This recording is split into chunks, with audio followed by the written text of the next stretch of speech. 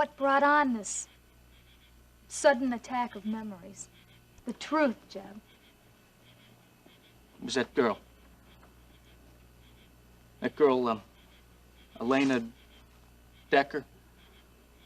When I saw her on the porch today, it was as if the grave had opened, as if God was up there and he was playing tricks on me because she looks exactly like Suzanne. Elena Decker? That's right. She looks exactly like Suzanne did when I met her a million years ago. Mention one word of this to him. I'll kill you. I swear. I'll kill you. Gladly. Who's there? It's me, Mrs. Carrington. Tim Parker, World Building Security. I'm sorry, you frightened me. I'm sorry. I certainly didn't mean to. Well, of course you didn't. I feel so foolish. But the darkness, and I wasn't sure who it was. I mean, it could have been anybody.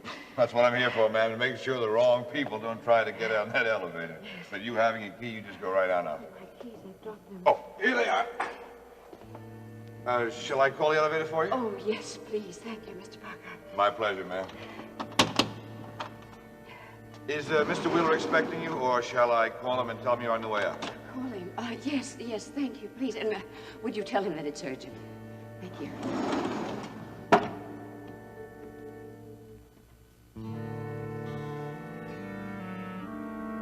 Hello, Mr. Wheeler. Iris is coming up to see me? Oh, good. Urgent. I see. All right, thank you, Tim.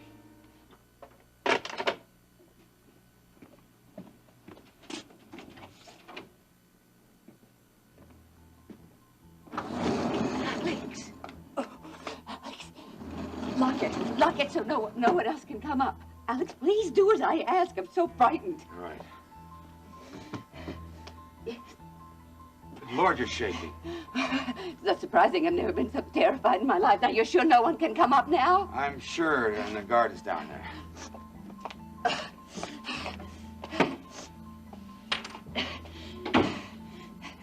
Who are you afraid of? It's Elliot. He's going to kill me. Oh, Alex, tell me you won't let him. Tell me you won't let him hurt me. Now, it's safe. It's safe. You're all right. It's not all right, Alex.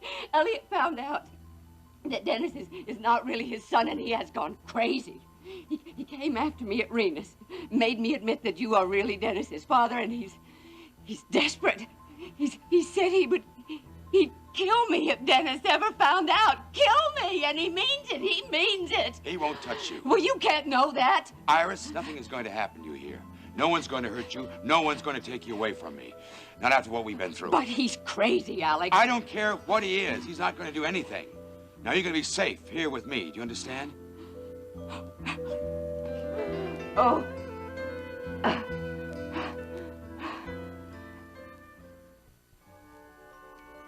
Are you feeling better? My heart stopped pounding, if that's what you mean. But I'm still frightened. And I think I was married to him once. That I thought I knew him. The man I saw tonight.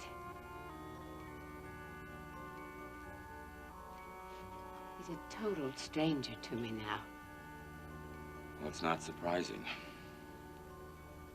Being in a prison camp somewhere in Southeast Asia, an experience like that is bound to change any man. It did. It certainly did. The Elliot I married was urbane, cool, detached from everything, even his own feelings. Sometimes I would pick fights with him just to get him to show some passion, even anger, but no, it never worked. I never even heard him raise his voice. Alex, what could have happened to him there in that jungle to change him so? What do you suppose they did to him? I don't know. But I can understand being squeezed beyond endurance and coming out crushed, or warped. It's as though that jungle sliced off the top of some volcano and stirred up what was underneath. He was hideous. His face twisted. He isn't Elliot. Thank heaven you were here, darling. I don't know where else I could have gone. Well, I'm glad that you've come here, but why didn't you call? I would have come to you or sent Ricky. No, I had to get out of there. I was all alone. Well, where was Rena? Gone. She took Stryker to the country to recuperate. Beth was out, and no one was due back anytime soon. And you know how Rena's house is. All that glass. I kept thinking, what if he decides to come back to make good his threat? Well, what would it take to just throw a rock through any window to break in? I felt so vulnerable, so exposed, and I couldn't stop shaking. I still can't. All right, now let's sit you down. Come on.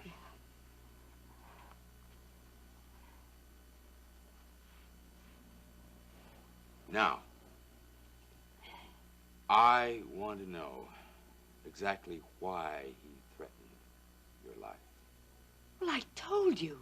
It's because of Dennis. He cannot bear the thought that Dennis is not his son. He said he hates me for betraying him so many years ago. But I need to know why. I need to know exactly what his words were. Do you remember what he said? Please, now, can you remember? He said that Victoria told him you and I had met before he and I had married. I admitted that, of course. But then he started pressing me. Exactly when did I meet you? How soon before I called him? Did I know I was pregnant? Finally, I just admitted that Dennis was really your son. Our son. And I begged him to leave us alone so we could be the family we should have been from the beginning. I told him I would pay for it if only he would just leave Houston. What? No! Elliot! Elliot, no! I'm sorry I ever came from that hell, aren't you? And now you want to take from me the one thing that kept me alive? Never! Not my son! I need him. He's the only one who can understand what I had to do to survive. No!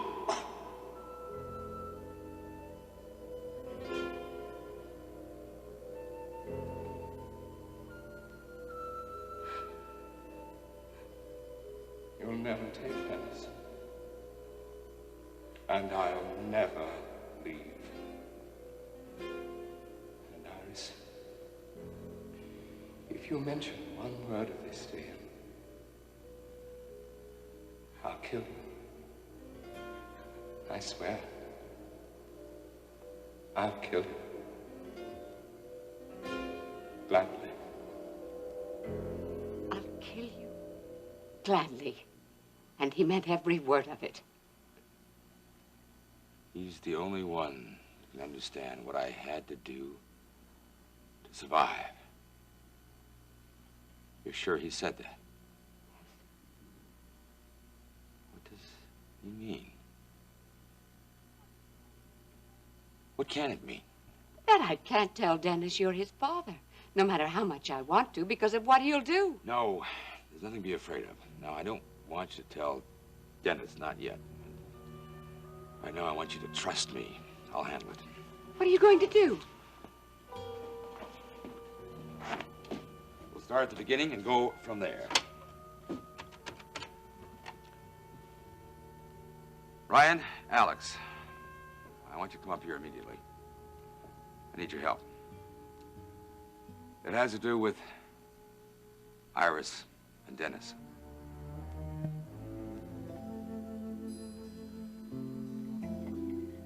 Come on, bottoms up.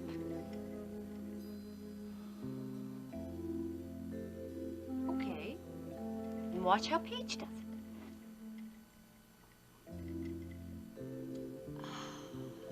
See?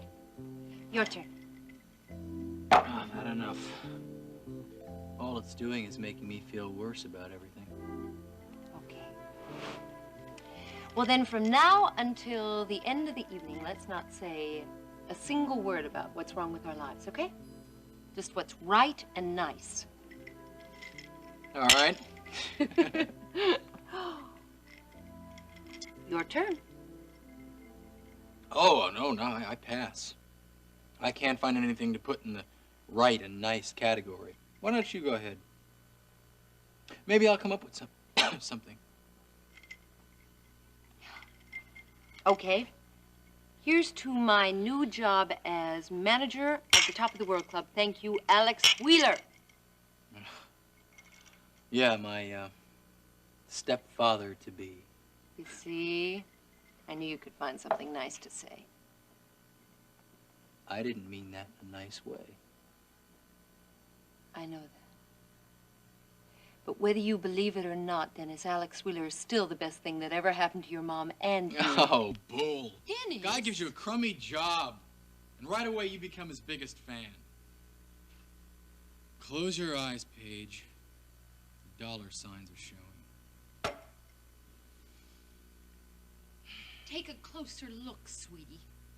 Those aren't dollar signs, they're tears of gratitude. Because I know when somebody's doing me a good turn. And I know how to be grateful for the good things that life throws my way. You haven't learned that yet, Dennis. You don't know that Alex Wheeler is going to be really good for you. Why, you would even be fool enough to turn him down, wouldn't you? Well, that'd be fine with me. Besides, I'd have plenty of company. Dawn, Justin. Go on. Who else? Not Kate. She's got too much common sense. Not Ginny. Certainly not me. There's no way that I'm joining the Marshals Hating Wheeler Club. Charter members Justin and Dawn, because I'm not stupid, Dennis. And if you'd use half the brains you were born with, honey, you'd want to be counted out, too. When I think of how Dawn just... And you think of how Dawn just what? Come on, Paige. How Dawn just what? Listen, Dennis. Let's just forget I said that, okay? You want another... No. What were you gonna say?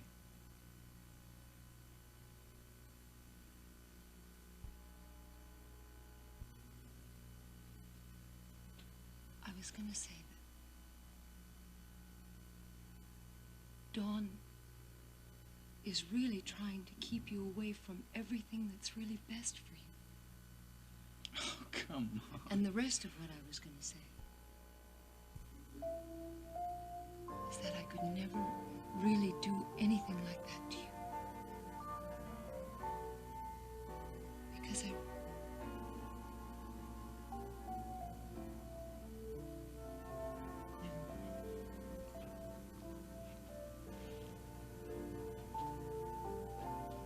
You gonna say? Paige? Dennis, please don't make me say any more. I mean, I just shouldn't. Why not? What were you gonna say?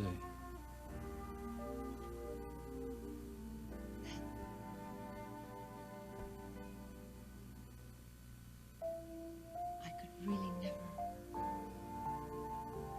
keep you from what's really best for you. Because I want so very much to see you truly happy. Dennis, I really care for you. A lot.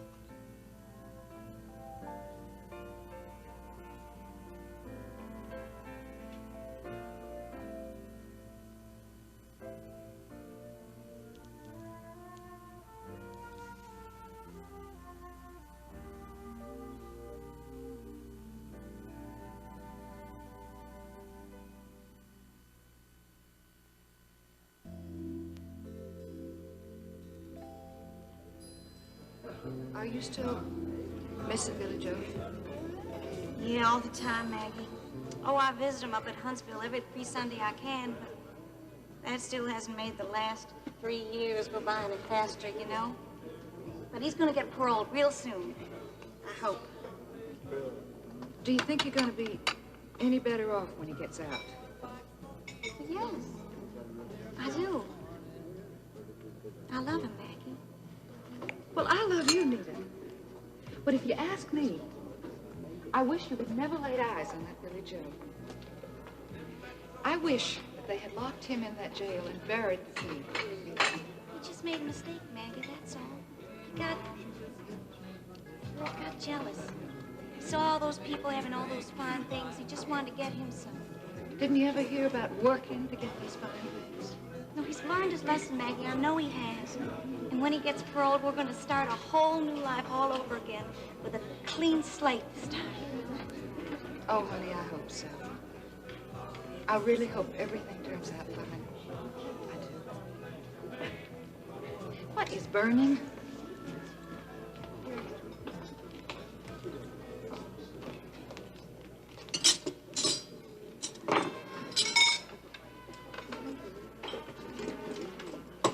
You good looking? You busy tonight?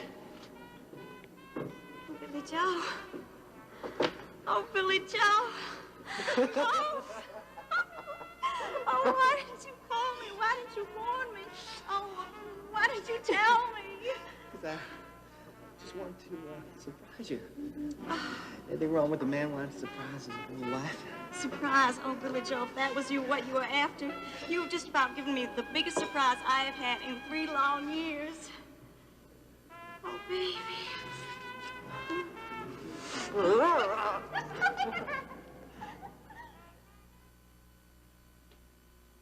Oh, that was the best surprise.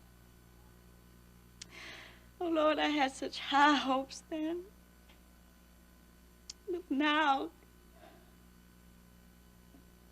would you just look at everything now? Who's there? Nita, you up? Ricky. Oh, yeah. Come on in. I just came by to see you, but I don't want to disturb you if you're sleeping. Oh, no, it's okay. I'm glad you're here. You don't look so glad. You look like you've been crying. Must be the light, huh? No, it's not the light. I have been crying. You want me to go? No, stay. Something I want to say to you. I want to tell you what I've been thinking. Yeah, I'm listening.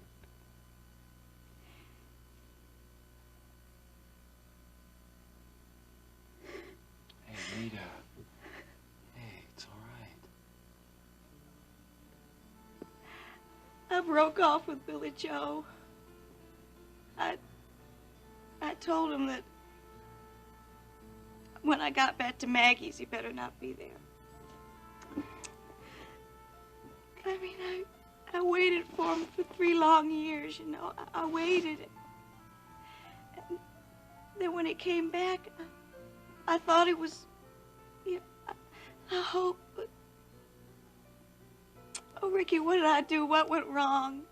I sat here and I told him it was over. It's over. It's just over.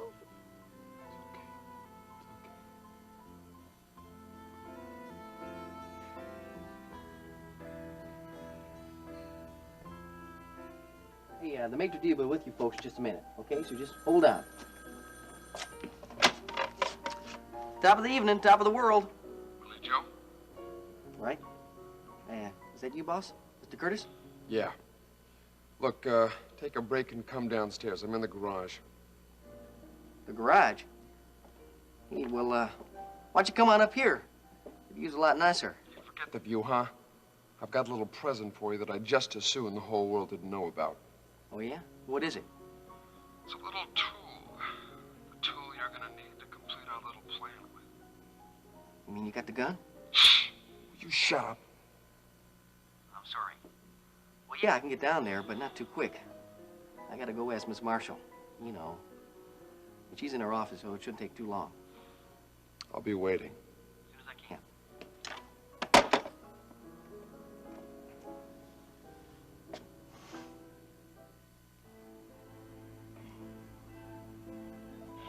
You okay now? Yeah, thanks. Man, thank you for these flowers. They're real pretty. I'm sorry about crying and everything. You know, I'm kind of glad that you told Billy Joe to hit the road. I never did think he was good enough for me. Yeah, you and Maggie. And she doesn't have anything to do with it. I always did like you. I liked you from the very first day I met you. I like you too. You've always been a good friend. Yeah, and I still am. I plan to be around for a while, so don't go thinking that your being split up from Billy Joe means that you're all alone in this world, because you're not. Not as long as I'm around. Yeah, you and a whole pack of Deckers. There's Maggie and Elena and you and... Elena, oh my gosh, I forgot. She said you wanted to see her, and I brought her in with me. Oh, yeah, I do want to see Elena. One Elena Decker coming right up. Hey, Elena, come on in, kid. Eat us up. Hey, Nita. How you doing? Much better, thank you. Why don't you sit down? Ricky. Yeah? I'd like to talk to Elena privately. Could you excuse us for just a moment? Oh, yeah, sure. Okay. Unless it's something that a friend or a brother should know. Oh, no, it's just girl talk. There's no men allowed. Okay, right. Elena, I'll be right outside. Okay. Thanks, Ricky.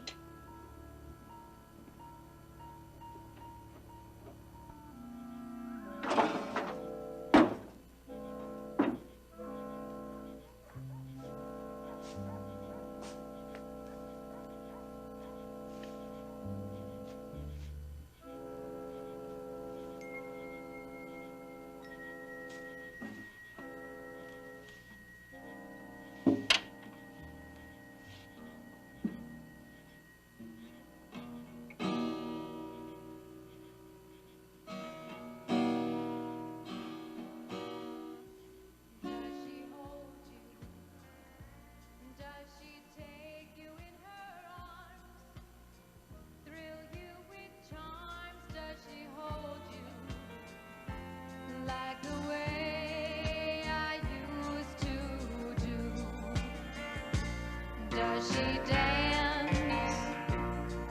Is it something that she says? Is she very good in bed? Does she dance like the way I used to dance? I'd like to meet her just to see her. Oh, there you are. Looking for Jeb, he's gone. Yeah, well, he's gone from the dinner table, that's for sure. Why'd you leave like that? Why'd I leave like this? Why'd I leave like that? Why are you asking so many questions all the time? What are you doing, taking a survey? I thought I was your doctor. Well, then why don't you just stick to the medical questions, okay? Because the personal ones are getting to me.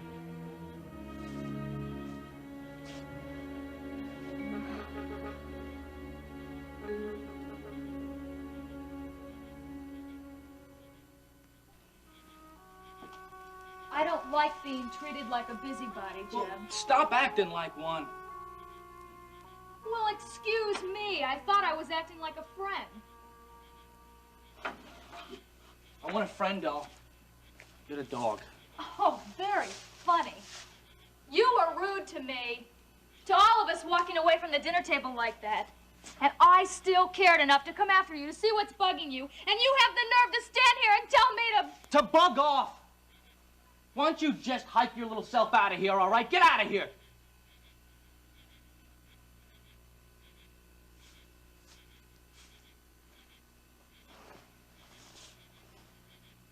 make me. Suit yourself. Boy, are we touchy. Look, if you're gonna stay in here, you just sit there on your straw and you leave me alone. You understand? This hay, the stuff on the floor is straw. Ah. You don't give up, do you? You got an answer for everything. Not about you, I don't. Ah, come on now, I don't believe that for a second. You know everything there is to know about me. Not true. I just found out you don't know hay from straw. Look, Jeb, there's still some things I'd really like to know about you if to tell me. All right, I'll tell you what. 3 questions. You got that? And that's it. Why'd you leave the dinner table? Because I was having an attack of memories. It had nothing to do with my physical heart. It was memories, all right? I didn't want to stay in there. I had to get... What's the next question? What were you remembering? Suzanne. Oh. You know, you might have been right about one thing. In a way, she really was trying to... What I'm saying is it really wasn't my fault. I mean, she was killing herself from the first time she shot up to get through a concert right until she walked off that balcony. She was walking towards that for 3 long years.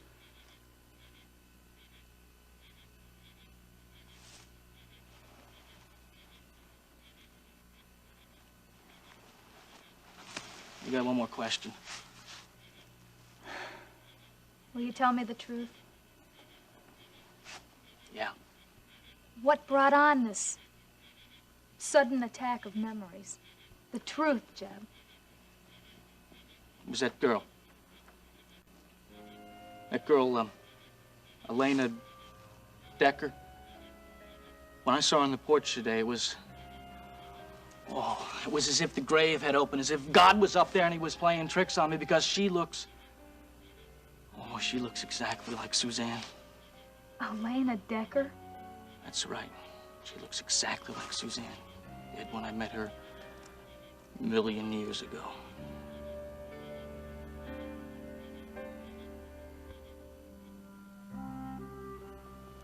We should sit right down here. Thanks. I'm real glad you're okay, Nita. When I heard you fell down those steps, I know how you must have felt. Well, those are the same steps I fell down this summer, you remember? I keep telling Maggie they're too steep, and That's not the reason I fell. And that's not the reason you fell either. Sure it is, Nita. Elena, I know your secret. Maybe what I should say, I know what you told me this summer and what Billy Joe just told me. Well, honey, they're just not the same story. Well, what did he tell you? That you're sweet on him? It's not that I blame you, honey. I mean, I've been a fool for Billy Joe for years. Nita, I feel so funny talking to you about this. Maybe a little bit relieved. Well, what else did he tell you? He told me that he was supposed to meet you at the gallery that night Dawn was attacked. Well, I was just gonna stay at Maggie's for a little while and then go over to the gallery, but then Ricky came and we started with all that singing and everything, and then I just couldn't get away. So Nita, nothing really happened. I never did meet him that night. So Dawn met him instead? No, he told me he was working and that he couldn't get away. Well, Nita, that's what Billy Joe said. Don't you believe me? Honey, I believe that's what you think, but he was there. No, Nita. Nita, please don't tell anybody. Promise me you're not going to tell anyone.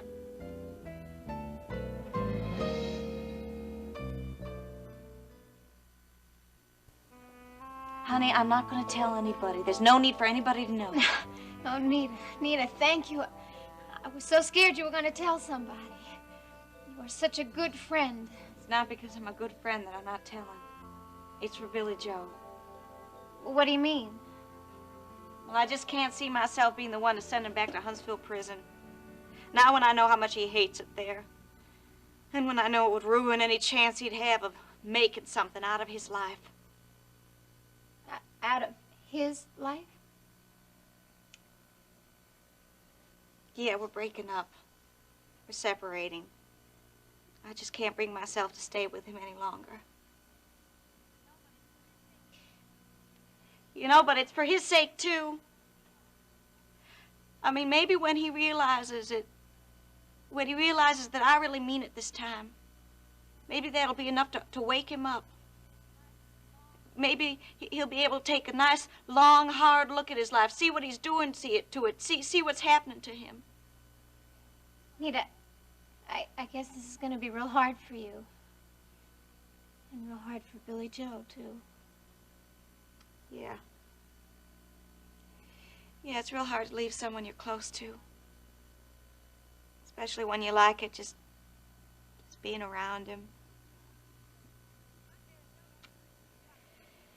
But there's no use crying over that. Some men, you know, just aren't worth crying over.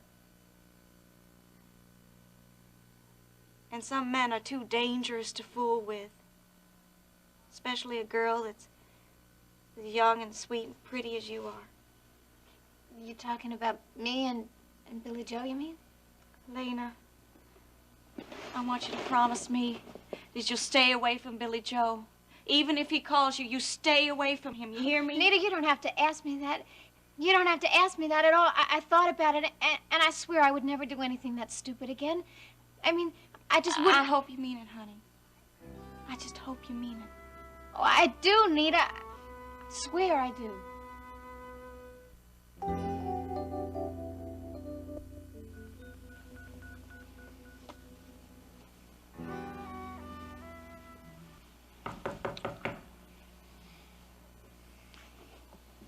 Hey, Miss Marshall.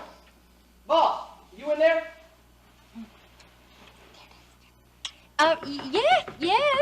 Yes, I am. I'll be right there. Just hold your horse. Oops. Why me?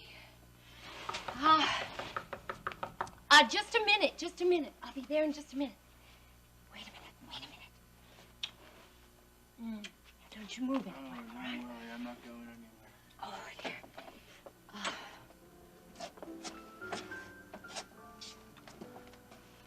Busy?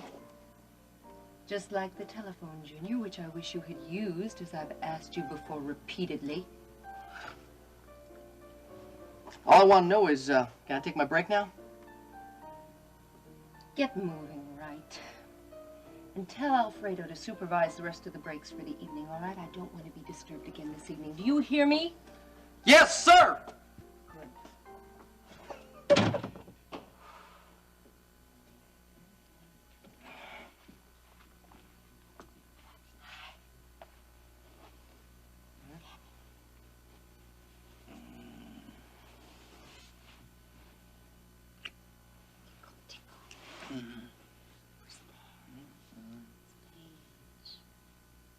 Darling, are you going to sleep? Oh, no, Dennis. Don't go back to sleep. Paige needs you. You know what? Paige wants Dennis to tell her something. Something nice. Oh, no, darling. No, Dennis, don't go back to sleep, please. What? Tell me. Tell me. No, darling. You tell me. Tell me that you care about me as much as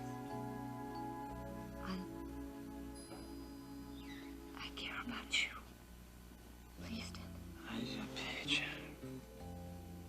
My Paige, I care. Dennis.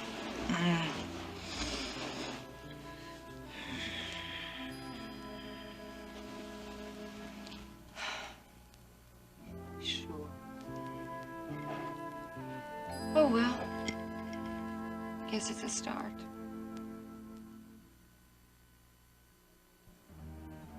Alex, please, if Ryan becomes involved in this, then he'll have to know about Dennis, too. I've already told Ryan that Dennis is our son. Oh, no. Why did you have to do that? Ryan is my attorney, and he's rewriting my new will. I found it was necessary to explain to him who the stranger was who was going to be the heir to 1/3 of my estate. Alex, you didn't tell me. Well, there was no need to till now. I trust Ryan completely. He's closer to me than anyone except you. Where are you now?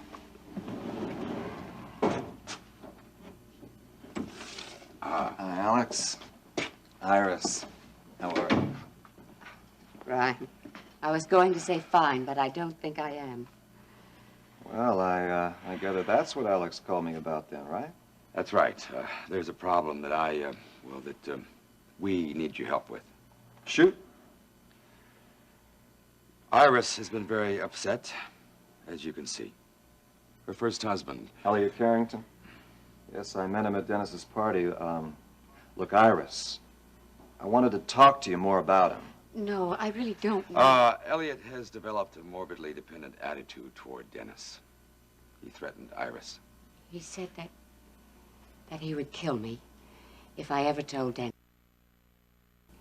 His father? I see.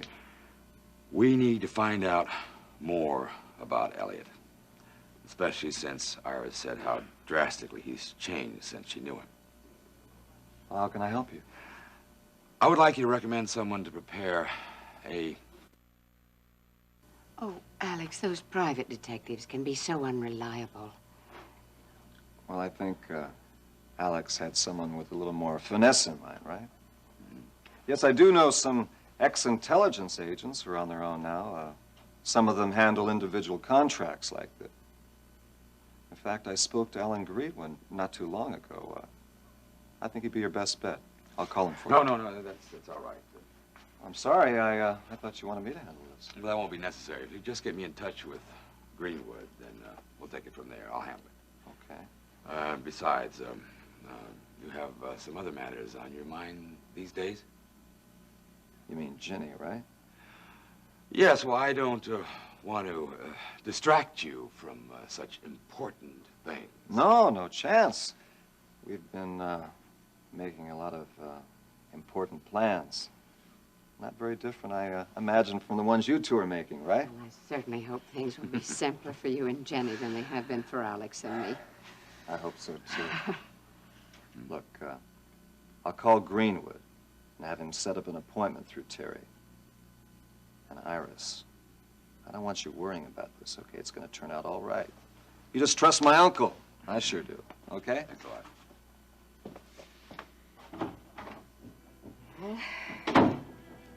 Yes, I will take Ryan's advice and trust you, I mean. That is highly recommended. It's good for the heart, it's good for the soul, and it's good for the body. Alex Wheeler, you have nothing on your mind but... Oh, at my age? Ooh, well, thank you for the compliment. Yes, but you're going to stay here with me. Because I'm going to protect you until this matter with Elliot is settled.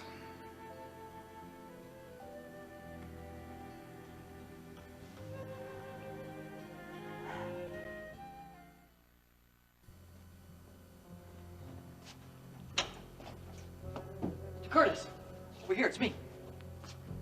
You got it, huh? You got the gun? Why do you have to shout everything you say?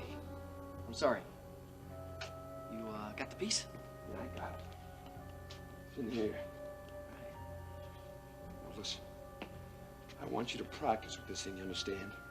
I mean, if you're gonna take a pot shot at Wheeler so that I can step in and save his life, I want to make damn sure you can hit where you aim. No sweat, boss. Don't worry, huh?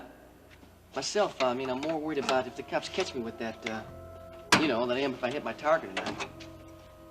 Oh, yeah. I'm on parole, you know, and that piece, I mean, it could send me right back to Huntsville.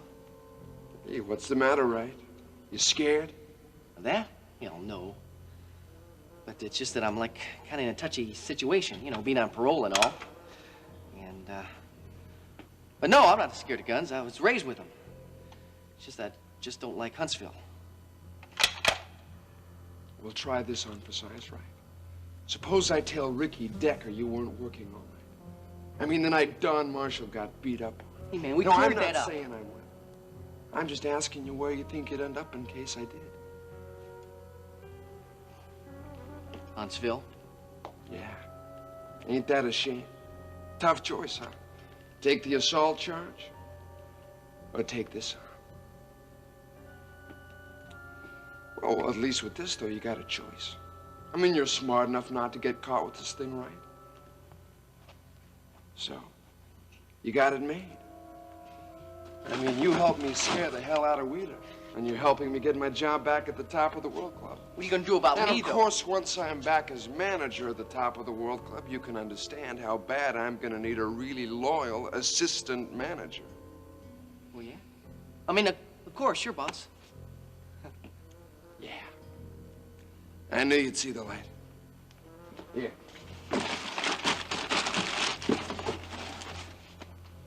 Take this now and get out of here. Take it. You got 3 choices right. Helping me manage the top of the world, or Huntsville, or Huntsville. We got a plan, remember? Right, boss. Right. Yeah, I mean, some plan.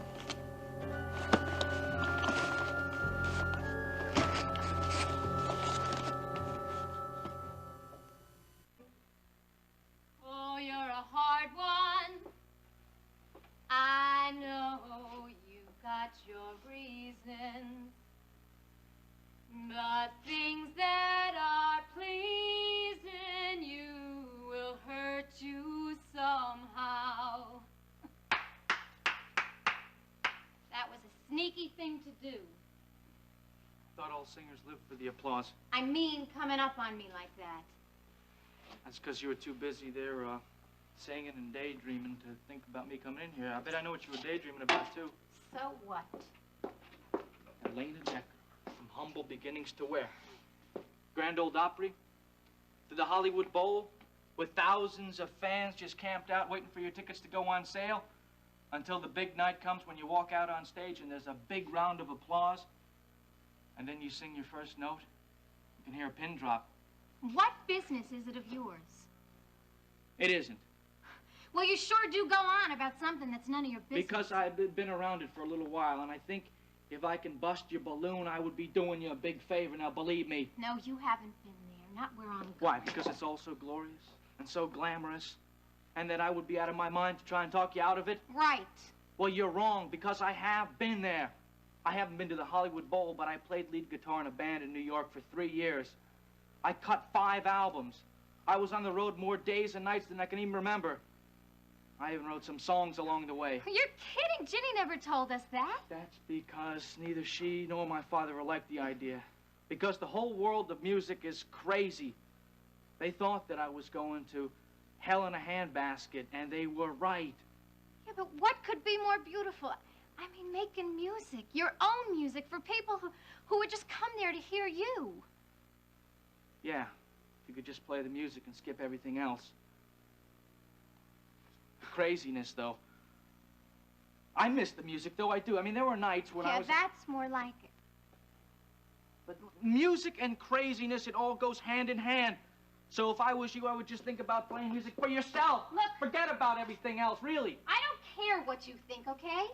I've got 2 families on this place just itching to give me advice, and I sure don't need any from you.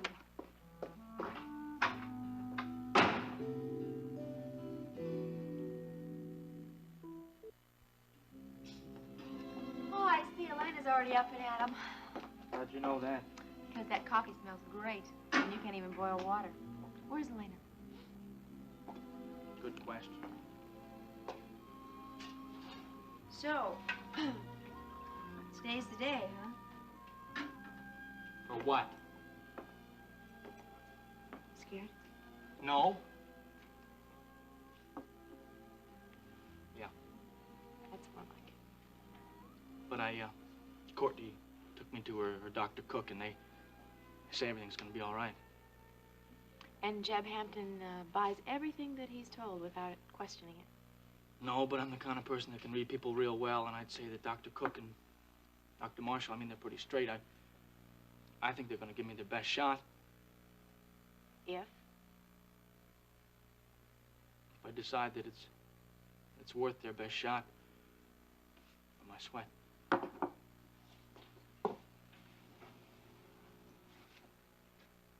Honey, the operation's no sweat. All I have to do is lie back and start counting backwards from 100. And the next thing you know, you have a reconditioned ticker. I know that the operation is no sweat. But? Staying alive is. And I just don't know whether that is worth it. Well, I vote yes on that one. That doesn't surprise me. I'd really miss having you around. You and your sunny disposition. Okay. I admit I have been kind of a pain ever since you came and got me. No more than usual. But it's nothing personal, you understand? I just been on a bad trip. I wouldn't do anything to hurt you. I've always thought if you was like, you know, one part sister, part mother, part friend. I love you for that, Ginny. Well, are we ready for the big city? Wait a second, I thought that he didn't have to go in for tests until this afternoon. Ah, but this man's a star patient. I thought I'd take him into Houston and give him a tour of the city, and well, I thought I'd also take him to Maggie's for an elegant meal before he goes in for his tests. Maggie's, what's that? The place that you take your prisoners for the last meal? Something like that. You just have to wait and see.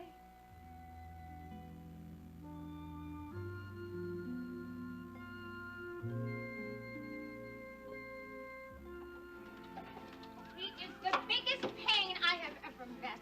All right, he's a big deal rock musician. Great, big deal. He spent 3 years in New York City. A big deal. He went on the road. Ugh. Max Decker, will you listen to me? Well, I would if I knew what you were talking about, but I guess you don't even know the answer to that one. So why don't you give me that coffee before it gets cold, huh? Here, take it. But you don't deserve it. Max's brother's supposed to look after his sister. He's supposed to defend her when she needs it. You're not even listening to me. Tis. Talk about getting out on the wrong side of the bed. What happened to you today? It's Ginny's brother, Jeb. All right, so he's written a few songs, and he's cut a few records, and he's been around a little bit, so he thinks he can lord it over me like I'm some kind of a country bumpkin. Well, let me tell you something, Max. I've been around a little bit myself. I've been up in that sung in front of people, and I'm going to have a record of my own. Hey, listen, baby doll, you're letting this guy get to you. Now, look, he's going to find out soon enough that we got a few things around here we can teach him. Oh, Max, just drink your coffee. You got my fool mouth, huh? Anything you say, baby doll. Bet I know the reason why you're feeling so ornery today. Because you got in so late last night. Oh, Max, will you stop it? I am not a child, and I was in the city last night visiting Nita in the hospital. Yeah? How's she doing? She's okay. Ricky's gonna bring her home to Maggie's as soon as she is allowed out of there. Why, Ricky? I thought she was married to, what's his name? To Billy Joe Wright. Billy Joe Wright. Well, it's all over between them now. Well, that's good. That's good. I'm glad to hear that. I always thought Nita was kind of sweet, but that Billy Joe, he looks like a no account. I don't know about that. And don't you go finding out either. He's the kind of man a little sister does need defending from, not from some singer who is maybe a little bit conceited. Oh, Max, if I stand here and I listen to you ramble on, I'm going to be late for school, and I think that's my last chance for learning something that makes some sense.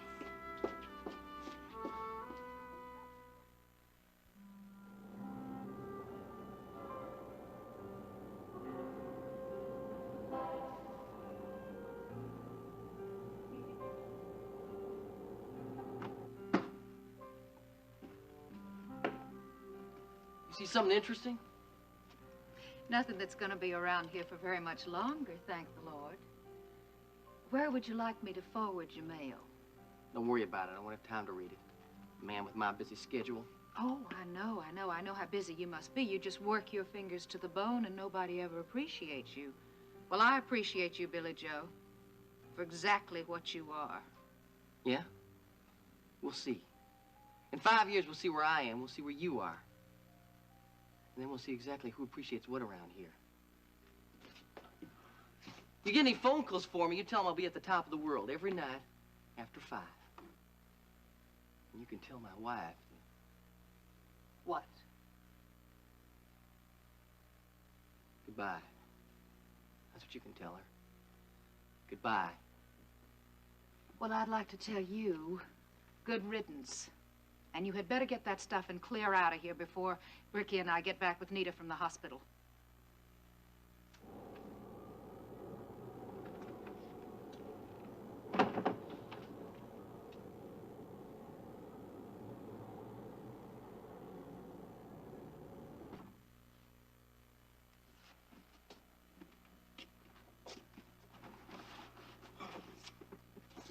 Ricky Decker.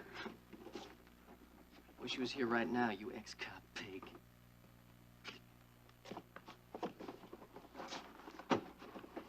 Yeah.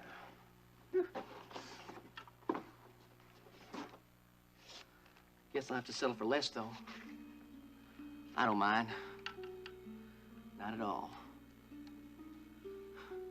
I'm gonna take a shot at your fancy boss, Alex Wheeler. And then you're gonna be fired. Fired for not protecting him like you're supposed to. Yes, sir. You're gonna look like the fool you really are. And I'm gonna look like $1 million. I'm gonna buy me that car. And get my wife and little baby back, too.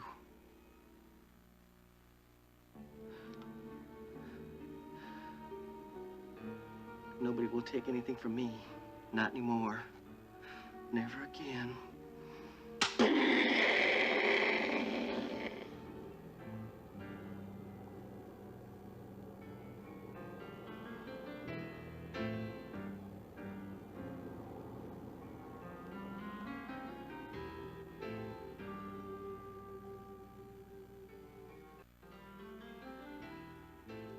Hi, Ricky. Hi, Alex. I want you to drive Mrs. Carrington back to the cookhouse. I was supposed to take a friend home from the hospital today, Alex. Well, if I needed a chauffeur for this, I would have made arrangements, but I need you for this one. Something frightened Mrs. Carrington last night. Now, she may need protection. Set up a security patrol. Is that all I need to know? I want you to keep your eyes open and be ready for anything. Now, I think I can take care of this problem, but I want Mrs. Carrington safe and sound at home while I work it out. Can I use your phone? Now, go ahead. Make it quick. I gotta move on this one.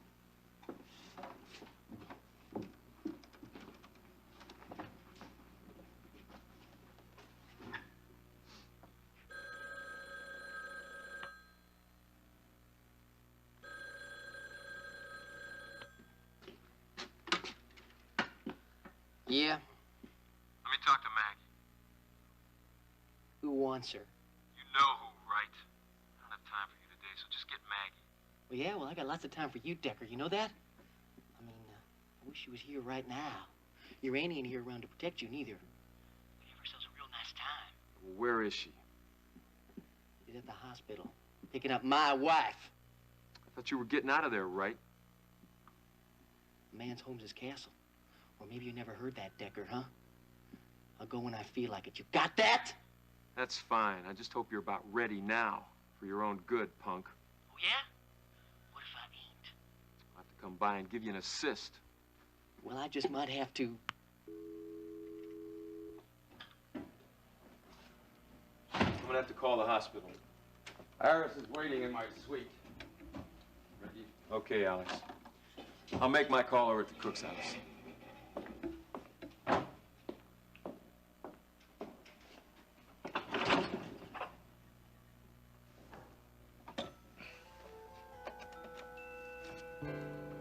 Terry, would you please send in Mr. Greenwood? Thank you. I'm Alan Greenwood, Mr. Wheeler. Hello, Alan. Come in. Thank you. Ryan tells me you wanted to see me. Yes. Please sit down. When he was active in Southeast Asia, he said that you had intelligence contacts there. Oh, that's right. Yeah, we had a real network in those days. Most unlikely cast of characters you can imagine. Rice farmers, busboys, school children, dancing girls. They all had information. Some of them sell it for a price, some of them just give it away. Wanted us to have it. Of course, it's all changed now. Do you still have some of those contacts? Nah, nothing like the old days. But if there's something real important to find out, I can find it. I take it there's something you want to know. Yes, there is. Someone's life may depend on it. Now, I want to find out as much information as I can about a journalist, Elliot Carrington, who's just come in to Houston. What do you know so far? Well, the story is that he was taken prisoner by the Khmer Rouge. And he spent about a year in a prison camp there. A survivor, huh? Most of them weren't that lucky. Yes, I'm suspicious about why this man was. He claims to have escaped from the prison camp and crossed the border into Thailand. A highly trained soldier, familiar with the terrain, maybe. But a journalist in that jungle? Pretty unlikely. It didn't wash with me either. I let it go when I first heard it, but now I want to know the truth. You had any dealings with this man? Yes. He threatened the life of someone very close to me. He seems to be unbalanced, unhinged. Well, a little stay in one of their prison camps enough to unhinge anybody. And he seems to want to justify what he had to do to survive. I want to know why he needs this justification so desperately. I'll see what I can find out. Might take some time, though. Don't have that time. It has to happen fast. Now, I want to know how he got into that camp, what happened there, and how he got out. I'll get on right away. All right. Now, Alan, this is absolutely confidential. I don't even want Ryan to know about it. All right? You leave today. You can have an unlimited expense account. I want you to go to Terry and get whatever you need. I won't let you down. I can see how important this is to you. As important as anything can be.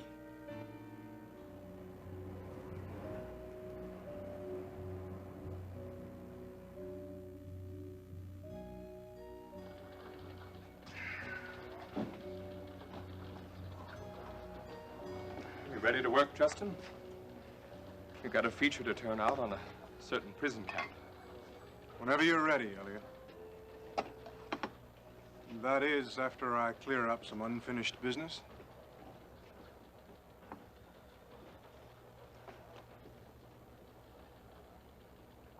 Well, Sam, I see our new colleague is here. Good morning, colleague. Don't look so surprised, Marshal. You knew I hired Clipper Curtis, a welcome addition to the sports staff. Depends on who's doing the welcoming. Well, you're not. So why don't you get back to doing whatever it is you're supposed to be doing and let me run my department? If only I thought you could. This latest judgment proves how incompetent you are. Justin Marshall. Now, let's not have any strife on my account. I'd feel rotten about disturbing the harmony here. Curtis, rotten just about suits you to a T. Justin, It's I okay, told Samantha. I know Justin doesn't really mean it. Someday you might find out just how much I really do mean it, Curtis. Every word. You might think you mean it, but you and I are going to get along fine, Marshal, as soon as you realize how much we have in common. You and I, Marshal, I bet we hate Alex Wheeler more than any two people on the face of this planet.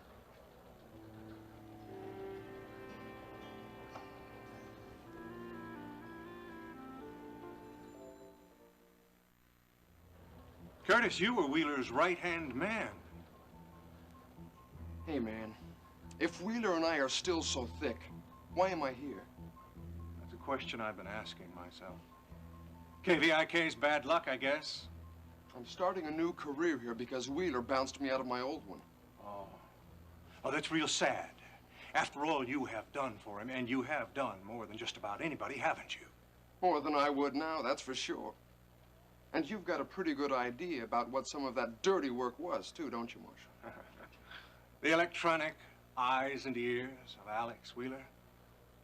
Videotape and blackmail. And that's quite a combination. Except that you got caught. And almost took the rap for our friend. And in appreciation, I got bounced. No severance pay, no gold watch. Dropped like a bad habit. Now, you think that makes me feel kindly toward the man? What a surprise. I thought that Wheeler's loyalty was unflinching. My father sure would attest to that. Alex Wheeler is my enemy, Justin. Just like he is yours. And any enemy of Wheeler is a friend of mine. So I guess that makes you and me friends. What do you say, friend?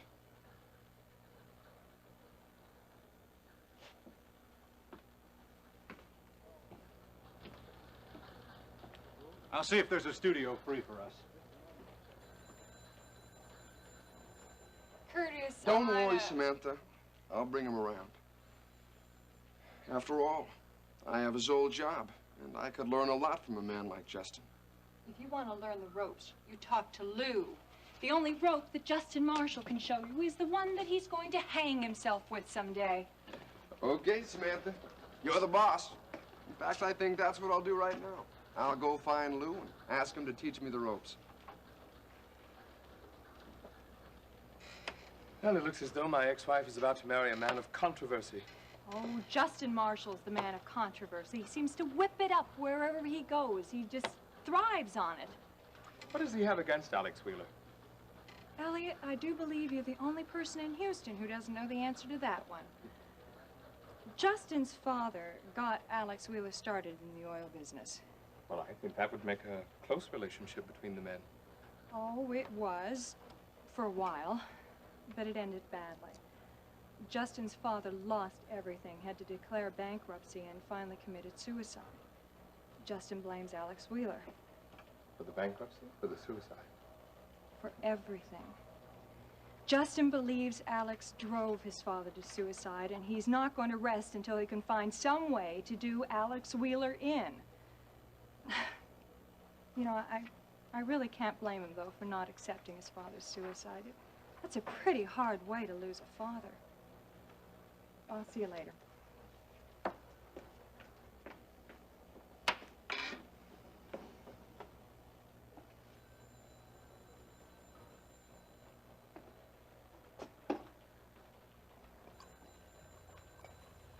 Yes. Almost as hard as it would be to lose a son. Dennis. I can see why Justin wants you dead, Mr. Wheeler. He owes your death to the past. I owe your death to the future. So, Wheeler, it looks like you've now got two men who want to see you dead.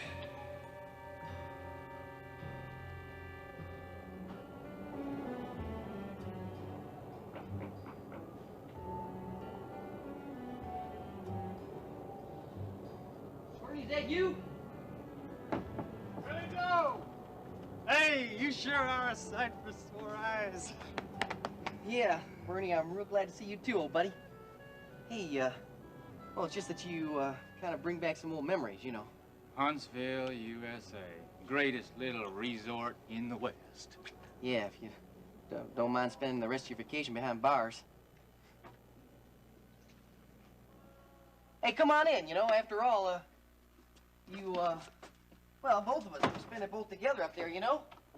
Up there in that prison. How'd you find out about me? Ah, well, you know, word gets around. Yeah, well, I'm not surprised. I mean, I've developed myself a little reputation around here in Houston. I'm at the top of the world now. You know, the club up there? Oh, yeah, what's that? I'm one of the partners. The top of the world, what's that? Ain't you ever heard of the Top of the World Club? I mean, man, it's just the biggest, fanciest spot in the whole city of Houston. And, you're a partner in it? Yepper. Ah, Billy Joe, you always did have an imagination that just wouldn't stop. Well, I guess it helped you get through Huntsville, so that was cool, but what do you need it for now? I ain't putting you on. Me and my associate Clipper Curtis, I mean, we got ourselves a little plan. And I'm gonna end up sitting real pretty. Yeah, well, I don't care about sitting pretty. I just want to sit and have me a sip out of one of them pretty bottles over there. Well, yeah, hey, listen, no problem, buddy. I'll tell you, Bertie, I'll be right pleased to be your host, you know, on the house. I'll tell you what, though. Let's make this one for the road, you know? I mean, well, you and me, we deserve a whole lot better than something like this. And I'll tell you something. Better is what we're gonna get, too.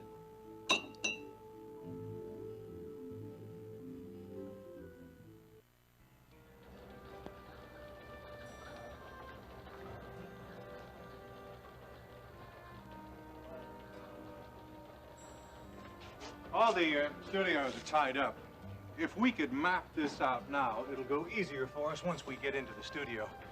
Now, why don't you give me the whats and the wheres and the whys of it? Questions. Well, there are plenty of those, but don't count on any answers. Questions just give birth to more questions. That works. One man's experience in Southeast Asia. An unanswered question. It started with a simple assignment. Southeast Asia, 4 years later. You've seen it before many times. I felt something like a hack reporter on that one. Yes. Following in the footsteps of 100 men before me. Your usual hack reporter isn't taken prisoner in some Asian jungle. How did that happen? I was assigned. I went. I landed in Bangkok, got the official version from Thai bureaucrats, cut and dried. I would just as soon have taken the first plane out of there with all the rest of the hacks, but then something happened. I went to the border, saw the refugees. I heard stories that hadn't hit the outside world yet. Mass death, choreographed by government leaders. I should have realized that some questions don't have answers. How much can human beings do to each other? Word had it that there were rebel leaders on the inside fighting against the Khmer Rouge. I went in to talk to one. Wasn't that just about the most dangerous thing you could do? Yes, but I wanted answers. There aren't any. I went in and found my rebel leader. We'd just begun to talk when we were attacked. I saw the rebels dying, the huts being torched. And then it was my turn. I blacked out. I remember thinking to myself, the answer to my question is death. But I was even wrong about that. I awoke. I saw nothing but bamboo. I felt nothing but heat. I heard a harmonica playing the eyes of Texas. That was Barrett, wasn't it? My brother? We spent 375 days together. He never stopped hoping. He wouldn't let us stop hoping. He told us so much about Texas. His dream of returning here was so strong. We began, every one of us, to feel that Texas was our home, too. Barrett told me about his son, Steve. I told him about my son, Dennis.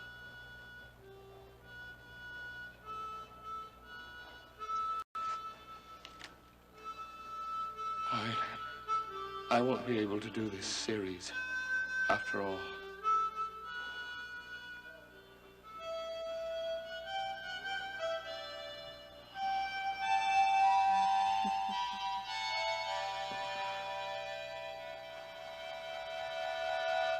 I'm sorry.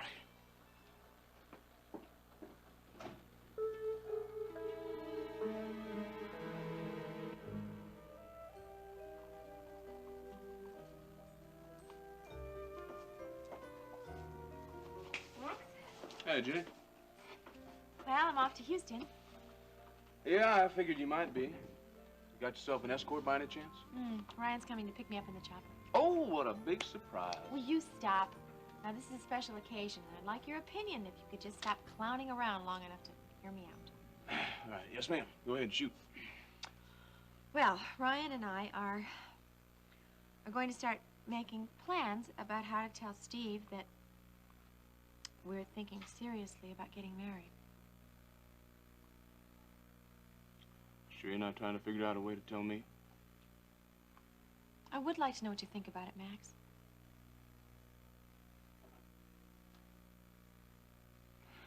I think you belong wherever it is you're gonna be happiest.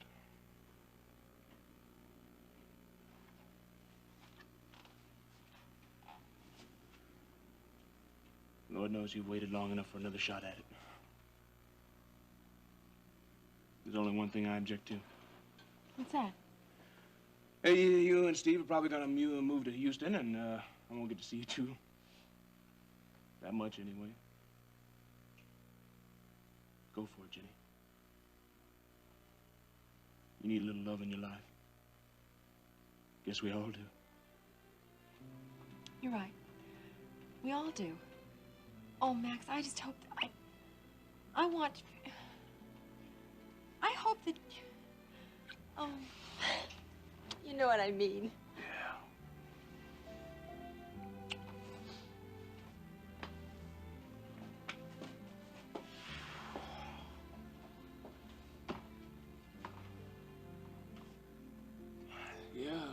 Yeah, I know what you mean.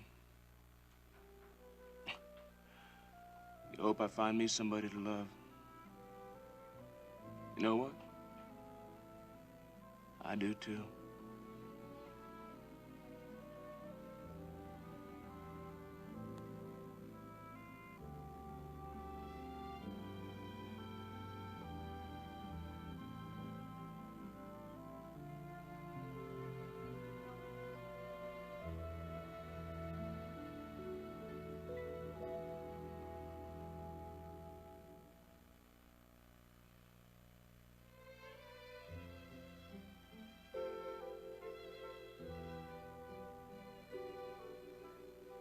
Maybe I ought to go up to that cabin and see how they're getting on. Be mighty unneighborly just to leave them up there without so much as paying them a visit.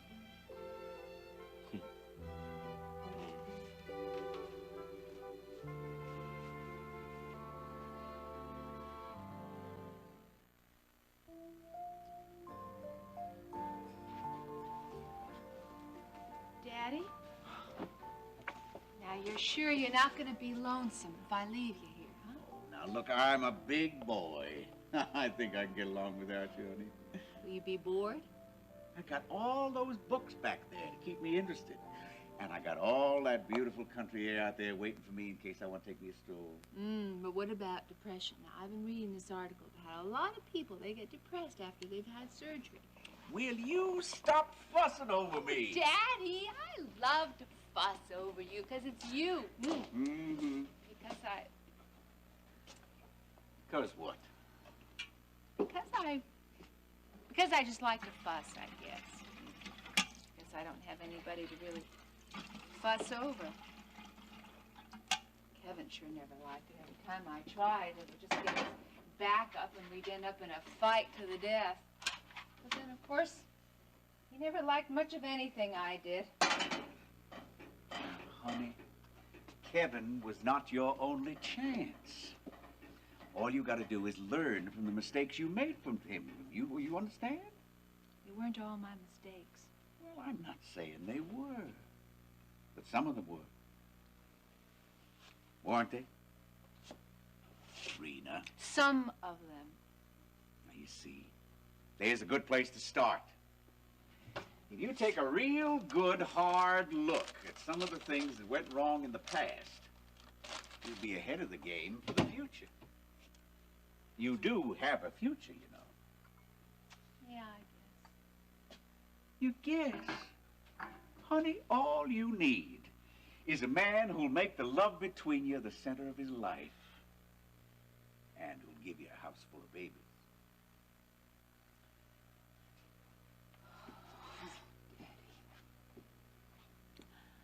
I sure hope you're not saying there are lots of men like that in the world. All you need is one, honey. I'm beginning to think there aren't even that many. Justin Marshall sure isn't one of them.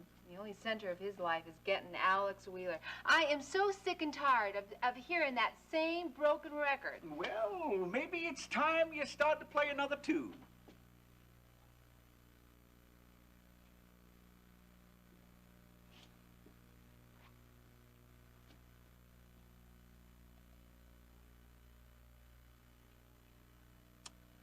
Bullseye, Daddy. I'm gonna change my image. I'm gonna make Justin respect me. Now that's why I'm going to that KVIK Board of Directors meeting. From now on, I am a businesswoman that he's gonna have to reckon with. Well, now that isn't exactly the tune I had in mind, but... Hello? Well, hello there, son. How you feeling, Striker? Fit and snappy. Oh, that's good news. I'm real glad to hear that. Hello, Rena. Just thought I'd drop by and see if there's anything I could do for y'all. Yes, there is. You can give me a ride in that pickup of yours down to the ranch. I've got business in Houston. Oh, yes, ma'am. And while you're at it, you can also use that bush hook on the saplings by the road so I can at least get my car up here when I come back. Well, is there anything else I can do for your majesty?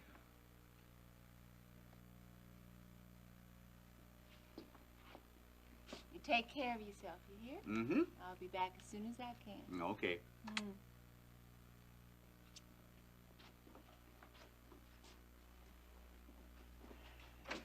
She just hasn't learned the art of being neighborly yet. Now, you be patient. I'm gonna teach her. Yeah, well, I wish you the best of luck with that, Striker. But I think that might be a lesson too late in coming.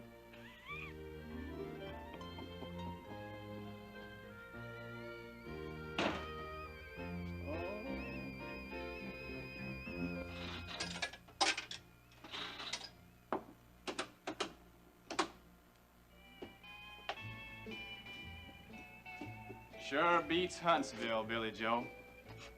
Hell, anything beats Huntsville. This place sure don't beat it by much. You always was headed for something better. Better than anybody else.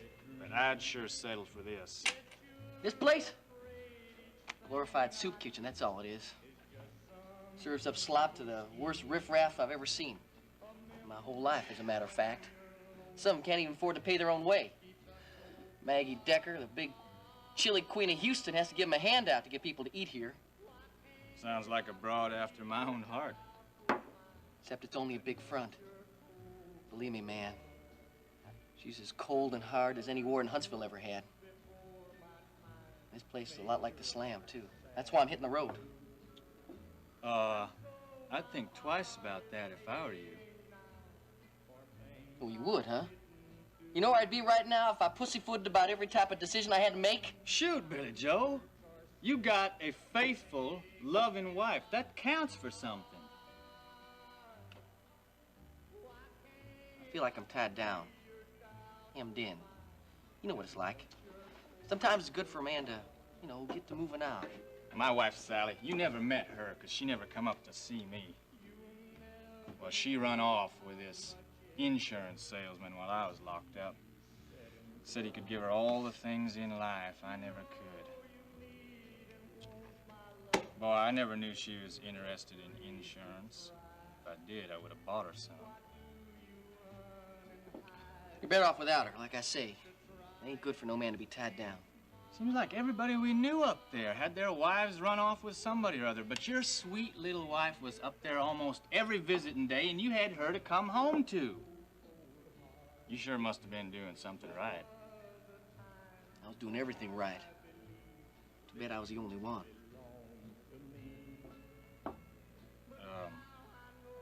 What's her name again? Don't matter.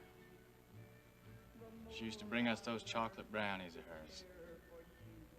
What's her name, Billy Joe? Slips my mind. Her name's Nita. She didn't change her mind about you, did she, Billy Joe? Of course not. Well, I just can't figure out why you'd pull out of a setup like this one unless you had to. I don't do nothing I don't want to do. That's the way it's always been, that's the way it's always gonna be, all right? I'll tell you one thing, that's all I'm gonna talk on the subject. See, honey, I've told Ricky everything will be fine. Now, he's gonna come over just as soon as he can, but in the meantime, he said for me to... I thought you were supposed to be gone by now. Yeah, well, I'm not. Me and my friend here has been talking, doing some thinking, and, I just thought I might not go after all.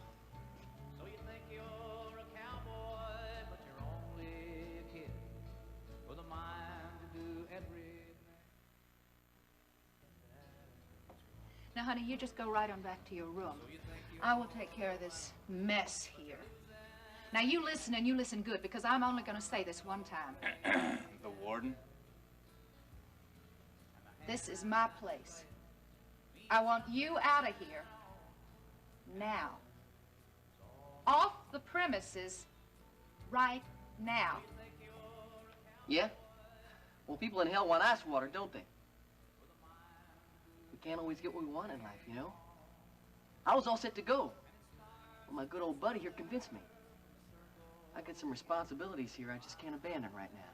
Either you get out of here, or I'm going to call the cops. I'm sorry I did convince you, Billy Joe. I think you was right the first time. Go right ahead, call the cops. I ain't doing nothing wrong. Oh, yeah? You ever hear trespassing on private property? That's exactly the same treatment I got. I live here.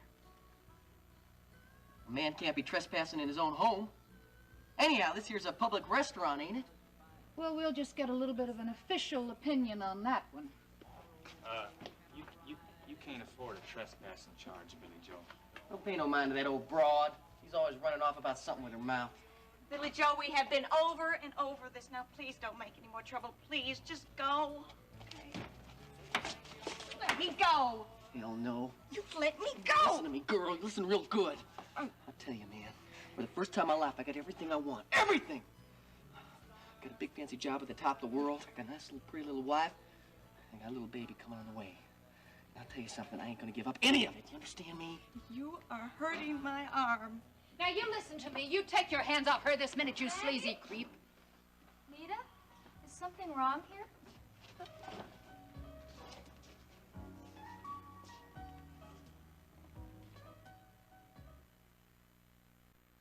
Last night, Elliot came here, and he frightened me.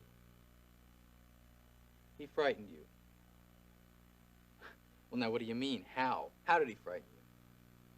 He threatened me. He threatened... I don't believe that. Listen to me, Dennis. The Elliot you know is not the man I knew. He has changed terribly. He's not sane. Mom, right now you don't seem sane. Look, I don't care if you don't understand or believe it, but something has happened.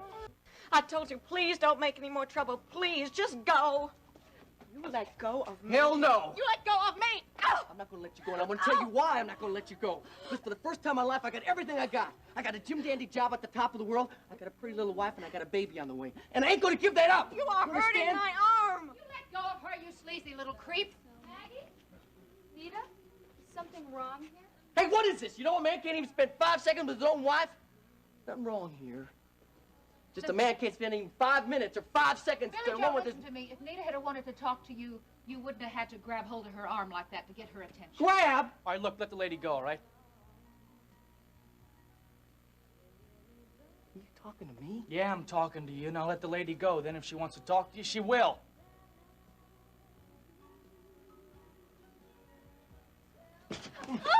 Whoa there. Stop it, everybody! I will not stand for any of this fighting. Nita! Billy Joe, if you want me to talk to you, I will for a minute, but I will not stand you fighting.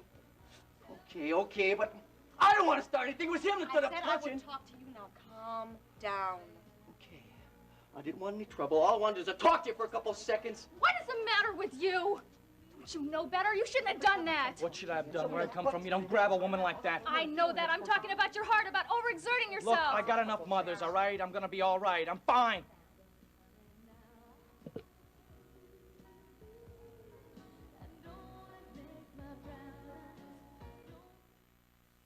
Courtney, honey, I just want to say thank you to your friend here. Do you know that if Billy Joe had done anything to hurt Nita, I would have gotten my pistol and I would have shot him right between the eyes. Can't say as I blame you for that. Oh, Jeb Hampton, this is Maggie. This is Jenny's brother. I'm Maggie Decker, and I'm pleased to make your acquaintance. Pleasure's mine, ma'am. Now tell me something. Where'd you learn to punch like that? Oh, growing up on Army bases. What are you trying to do? Hide me away or something? I'm not trying to do anything. You're the one that wanted to talk, not me. I got a thing or two to say to you. Then say it. You don't have to be like that. I'm still your husband.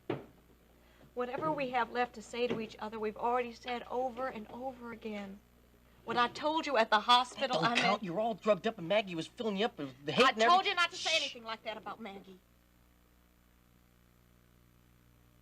I don't even know why I'm talking to you. Never going to make any no difference. Little Joe, why don't you just go away? Just leave me alone. Go away? Go where? I don't know. I don't care. It's funny, Nita. It's real funny, because you know I don't got any home to go to. I got no place except where my sweet little baby is. I'm not your baby anymore. Don't you hear what I'm saying to you? Home is where the heart is. Remember that, sweetheart? Remember that saying? We used to say, you're my home and I'm your home. I'm your bed and you're my blanket. No, I'm not listening to this. I'm not listening to this. You're my home, Nita. Well, maybe you haven't got a home anymore. And I want you to get out of mine. Nita, honey, please. I couldn't help it overhearing, Billy boy. You're welcome to come stay with me in my trailer if you want. You're not out in the cold, brother. Might as well be. Trailer's no place to live. Oh, it's a nice trailer. Got gas and water, hookups, the works. You're not personal, buddy. You know, it's just my daddy. He lived his whole life in a trailer, and I mean to do a little bit better than that. Hey, there's an old air conditioner there. Maybe you and me could fix it up. It only needs a fan belt or something. Yeah, Bernie, we'll see. Nita, honey? Honey, listen to me, please, huh? Let's get out of here, huh? This place just drove us apart. I can go get a loan from Mr. Curtis, and we can get a nice little apartment, one of them apartment complexes, you know, with the swimming pool and a nice little kitchenette. It'll be a lot better. You'll see. I have seen enough, Billy Joe. No, honey, I mean, it's different. You ain't seen nothing yet, girl. I'll tell you, I'm making my way. I'm making it real good. I'll get you so many things. I'll get you clothes, you know, and then I'll get you TV sets and jewelry, and I'll give you so much stuff you won't even have room for. We're gonna have everything. A dog and a car and everything. How many times are you gonna make me say it? Hey, Nita, and the baby? Honey, I'll get the best baby stuff there is, you know? And the best doctors. And I'll tell you, honey, all we gotta do is work this out. We can work it out on our own. All we gotta do is be alone together, that's all. Just get off away from everybody. Billy Joe, when are you ever gonna grow up? Our marriage has failed. And it's because you don't know the difference between truth and your own fantasies, and you never have. And now you're saying how we're gonna go off together and everything's gonna be all right. But that's just dreams. That's just dreams. The only way to make good is to be a part of something. Be a part of people, a part of a family. Well, I've found that now. Maggie's making me a part of her family. And I'm not going to throw it away for your dreams, not ever again. That's real sweet, girl. Which is fine. You want to go off and join somebody else's family? Leave your husband out in the cold, huh? You had your chance. When you came back from prison, everyone was rooting for you to do real good. So don't you go bad-mouthing other people or blaming me, because you did it all by your lonesome. What did I do? Believe this. You messed around with Elena, and you attacked on Marshall. Come on, Nita, someone might hear you. No one's going to hear me. I haven't told anybody your dirty lie. Not anybody. I guess I owe you that much being your wife. But if you don't leave me be, I'm going to tell Ricky everything, and everything I even think I know about what you've done. Okay, I hear you. Come on, Bernie. I had enough of this. Let's get out of here, buddy.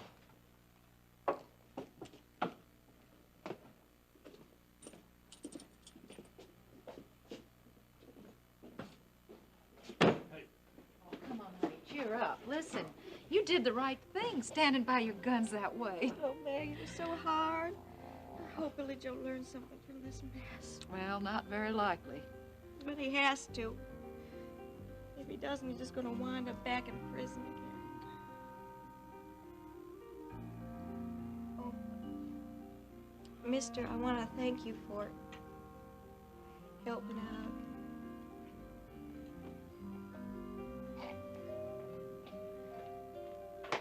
You see, it's a nice trailer.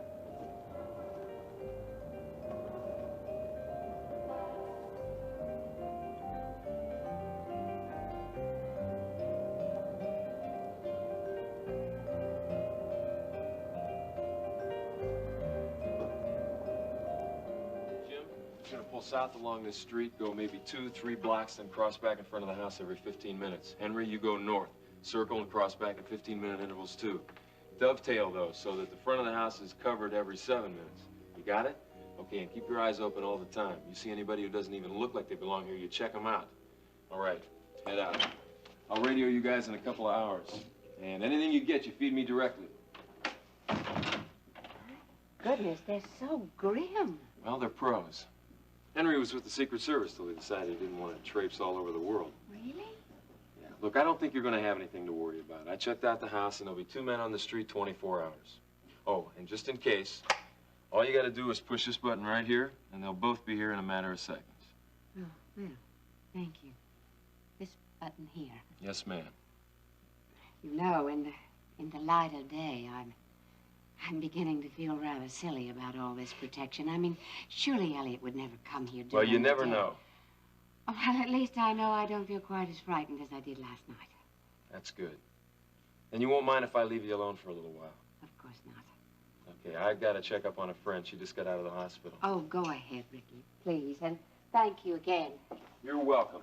And I'll be back to see you in a little while just to make sure you're doing okay. Thank you. Bye-bye.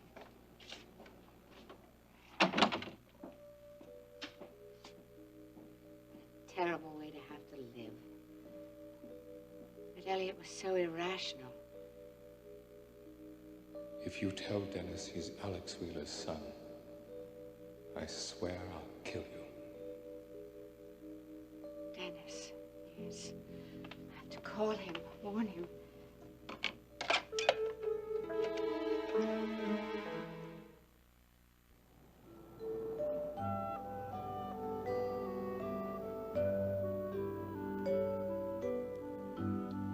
Oh, you hardly touched it, Dennis. I couldn't.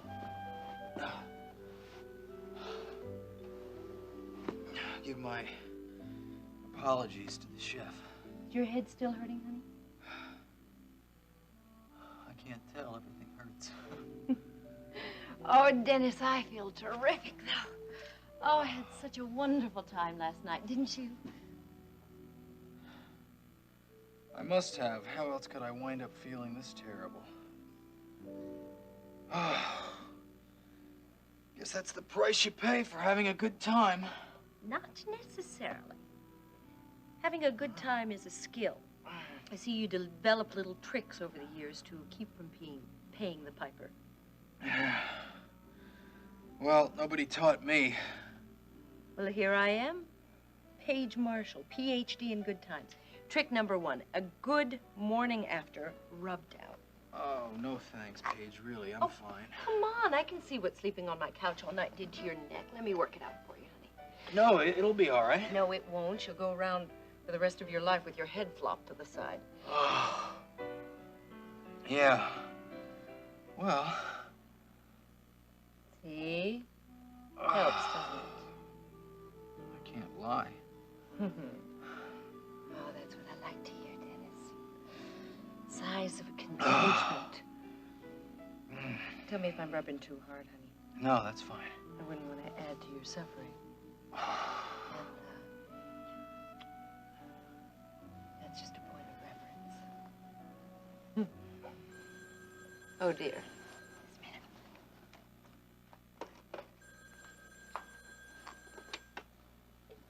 Hello? Paige, this is Iris. Do you have any idea where Dennis is? I have been ringing Western Art for 5 minutes, and there's no answer. I have a pretty good idea, yeah. Oh, good. Where is he? In good hands, Iris. He's right here. There with you? Mm-hmm. He, fell asleep on my couch last night. Would you like to talk to him? Please. Not my mother.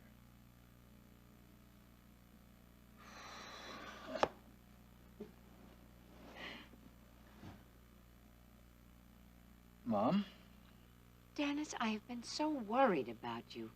Really, I wish you'd let me know where you're going to be. Oh, look, Mom, that's ridiculous. I'm not a child anymore, and you don't have to worry about me. Dennis, well, what are you doing there anyway? Look, that's none of your business, okay? Don't worry about me. I'll be fine. But Paige Marshall... Paige Marshall is my friend, and your little boy isn't going to get hurt, okay? Really, Dennis? Is that all you called for, to find out where I was? It's not what I wanted at all. I have something very important to talk to you about, and I was frantic when I couldn't reach you. Well, what is it? No, I don't want to discuss it on the phone. Will you please come to Rena's? Now? Yes, now. It's important.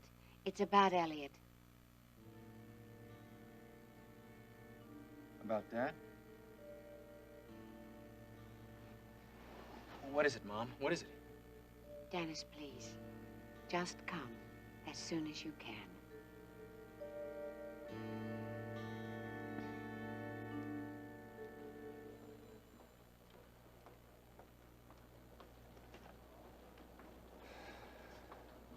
Sorry. I didn't mean to push you so hard. Oh, it's not your fault. I think I underestimated the strain this would cause. I haven't tried to talk about it before. Not the personal part, anyway. When intelligence debriefed me, most of what they wanted was logistical information, names, places. On that level, well, I could pretend it was an abstraction. Someone else's experience. We'll go slower. I can't talk rationally about that place, don't you see? My experiences in Cambodia weren't rational at all. They were surreal, a nightmare. Some simple questions. There aren't any. Look, I'm sorry.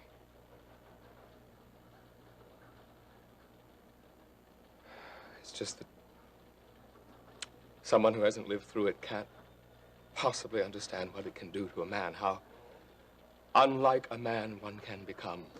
All right. All right, now there's a beginning right there. Now, just keep going. But for what? For a lot of TV watchers to tisk at on the evening news? Justin, you give up everything. You lose control of your destiny altogether. You don't have pride anymore, or ambition, or hope. Elliot, but you made it back. How? How? How? By clinging to one thought, by making that thought the sum total of my life. All right. And that thought... You are a good newsman. All right, that thought was of my son, of Dennis. It became that my need to return to my son justified surviving, doing whatever I had to do to survive. For the first time, my son really mattered to me, more than anything. It was the closeness of death, I think, that made me see the only real thing in my life was my son. I'd never realized it before.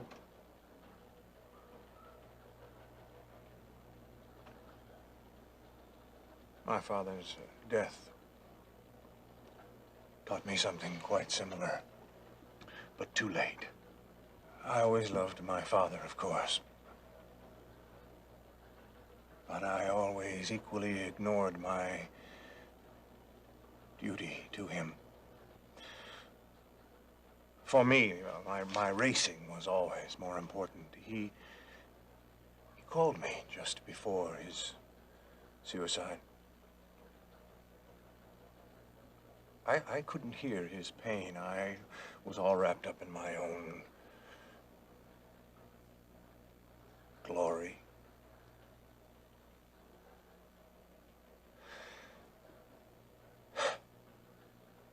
My father put a bullet through his heart. But he left me something. A duty. And a rifle that he used on his own broken heart. You're right. Do you keep it because you mean to use it one day? No. I know that Wheeler drove my father to the brink of despair. I want to avenge my father more subtly, more thoroughly, than to shoot Wheeler. I want to expose him to the world, to his woman, for what he is. Excuse me, but, I didn't realize. Now I know where you've been coming from all this time. You weren't after me. You were after Wheeler. It sounds like you have quite a grievance. I can really understand how you feel. I don't need your understanding, Curtis. Your absence will do just fine. Hey, man, I'm on your side. And when you get over being mad at me, let me know. Because I think I can do you some good. You? Yeah. Listen, I hate that guy, too. And I know plenty about him. Things nobody else knows. But I can keep them until you're ready to hear them.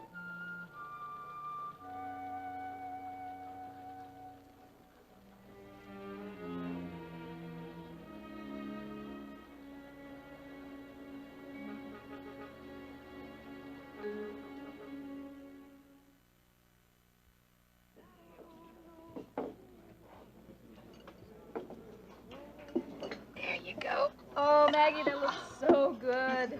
Oh, Looks good. starving. Well, I hope that nasty little family quarrel didn't take away your appetites. It did mine. No. What's going on there anyway? Now, this guy is trying to get his wife back? Well, it's a long story. See, what you saw today, they've been leading up to that point for some time now. Too long, in fact. Poor Nita. I've heard about some of her troubles. Well, the girl deserves much better. The whole time Billy Joe was in Huntsville prison, 3 long years, Nita is working here for me. She's waiting and she's hoping that when he comes back, they're going to have a nice, normal life together. She never for 1 minute gave up her faith in him. Well, he comes back. He hasn't changed a bit. He has not learned one blessed thing. He comes back just as full of bad news as he was when he went to jail. Oh, I tell you, that just... Well, she finally realized that he was never going to turn out to be the man she hoped he'd be. She had to admit it at last. So he's on his way out, then? Well, we hope so. We hope to heaven we're not going to see him around here anymore because he's just very bad for Nita. One thing, though, she cut him off. It was hard for her to do it, but I was real proud of her. No, I guess it was hard. But, you know, sometimes that's what you have to do. You have to cut yourself off from a bad situation or risk going down yourself. Yeah. Chaplain, I thought you were a doctor. Oh, honey, listen, she would be good at anything she wanted to do. I always said that girl could be... Right. Hey, Ricky! Hi, Court. Jeb. Maggie, I'm really sorry I couldn't get away to bring Nina home from the hospital. No problem. Is she honey. here? Yeah, she's here. Is she resting, or would it be okay if I see her? You know, I think it would be real good if you saw her. Why don't you sit down here, and I'll just send her right out You mind? to talk to you. No, no, sit. We could have used you a while ago. Yeah? Well, Jeb handled things fine, but, you know, it's reassuring to have an ex-cop around. What are you talking about? Oh, that guy, Billy Joe. Is he causing trouble here again? Well, he was leaving, but, he did have one last fling at making trouble. Things got pretty ugly. Man,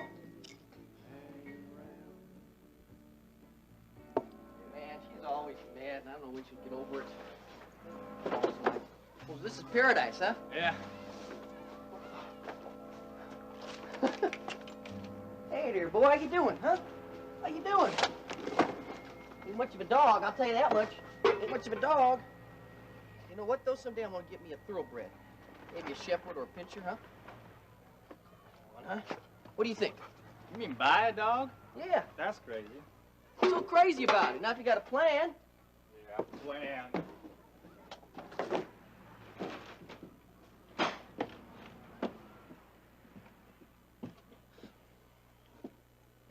Well, what do you think?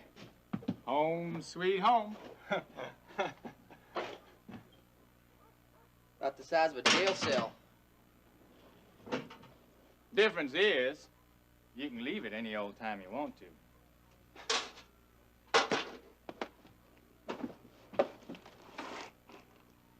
Shoot, I know it ain't. I know it ain't much, but it ain't bad. It ain't bad at all.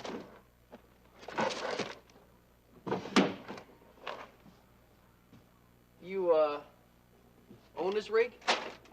Bought it flat out. Picked it up for a song at a flood sale down in Beaumont. Like I said, you chip in for the beer and the grub, you can bunk here as long as you want to. Well, thanks, buddy. Tell you. Guess I have to get used to it.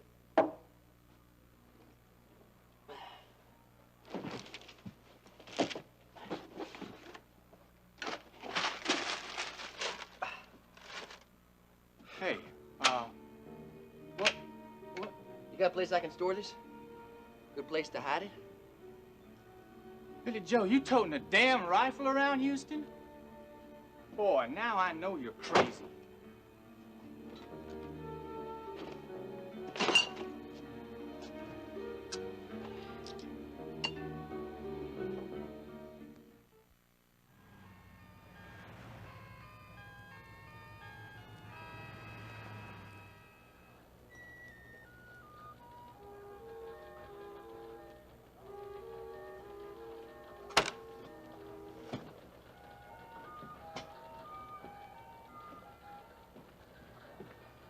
Good. That about does it. And it's lunchtime, so stop into my office later and I'll give you some numbers to call. But if you don't have any plans, how about joining me for lunch, Clipper? What's going on here? Nothing extraordinary. I'm just a normal person who is capable of letting bygones be bygones. Anyway, Curtis is still new to this business. I'd like to help him get started if I can. Well, that's very nice of you, Justin. I'm happy to share what I know with a colleague. Don't let my sense of consistency interfere with this budding friendship. Carry on.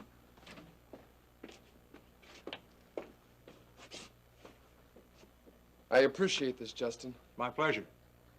I'll share what I know with you, and you can share what you know with me. You got yourself a deal, pal.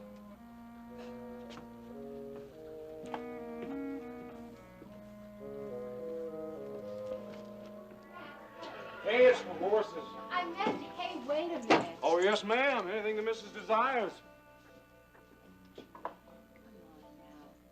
don't have to get nasty about this. I mean, I just want to say thanks, okay? That I appreciate you driving me back from Stryker's cabin. What's that? No complaints about my old pickup? What? Didn't it smell bad? Wasn't it too bumpy for your delicate neck?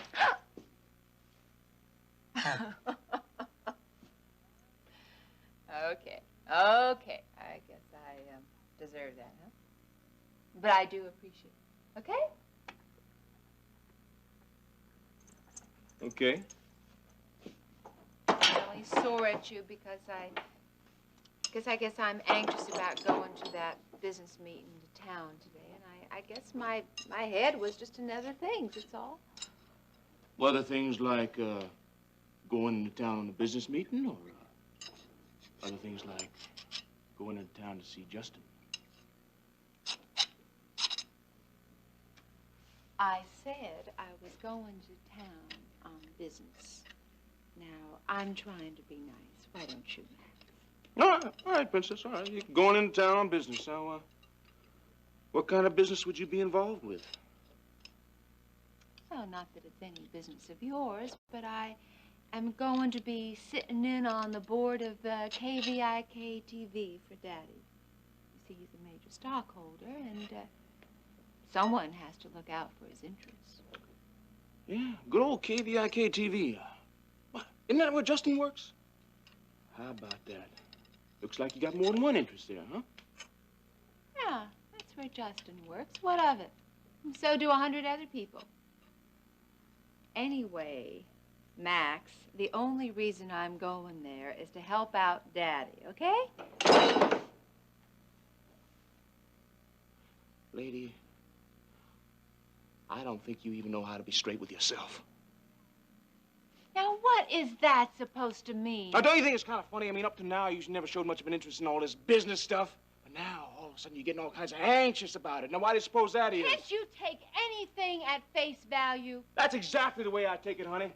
I see it all now. I mean, you think you sit there on that board of directors meeting, you think you're going to get yourself some kind of an arm lock on Justin, huh? Poor old Justin. That's it, isn't it? No, it's not. Oh, sure it is. I heard that's the way you operate. You're going to get yourself the upper hand on Justin, just like you did on that doctor husband of yours, by using your daddy's money.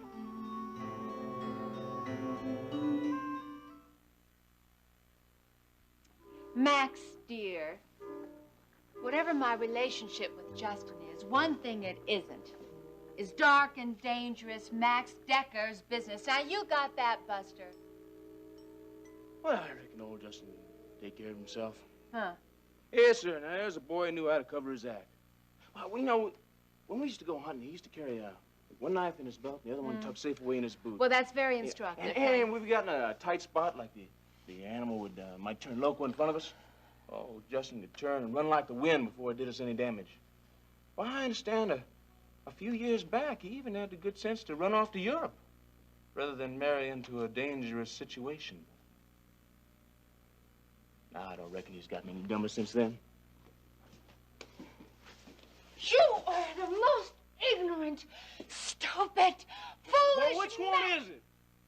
I don't want to marry anybody. Justin or any other man. I wish all the men in this world were dead. Except my daddy. Now, all I am trying to do is help him out in his KVIK business. And I'm tired of trying to get through your mean and... Honey, I ain't being mean. I just know a hunting glint when I see one. And I see one right there in those pretty eyes of yours. Oh, yeah. You ain't going into town on business. You're going in for sport. You're gonna do a little hunting. Well, Mr. Know-it-all, if that's true, it just so happens that my mother is the game, nobody else. Mother? You have a mother? Oh, yes, honey, everybody has a mother. No, I'm sorry. I just thought, seeing how close you and your daddy are, that your mother must have been long dead. There's dead and there's dead. My mother's only dead in the eyes of her family. She walked out on us 20 years ago. Bye-bye, Stryker. Bye-bye, Rena. My affairs are more important than you all. Her affair? Mm-hmm. And among them was KVIK-TV, of which she is owner and manager, and of which I am the new largest stockholder. Of course, she has others. Others? Oh, yes, honey. She's got a whole string of them. She calls them Victory Network.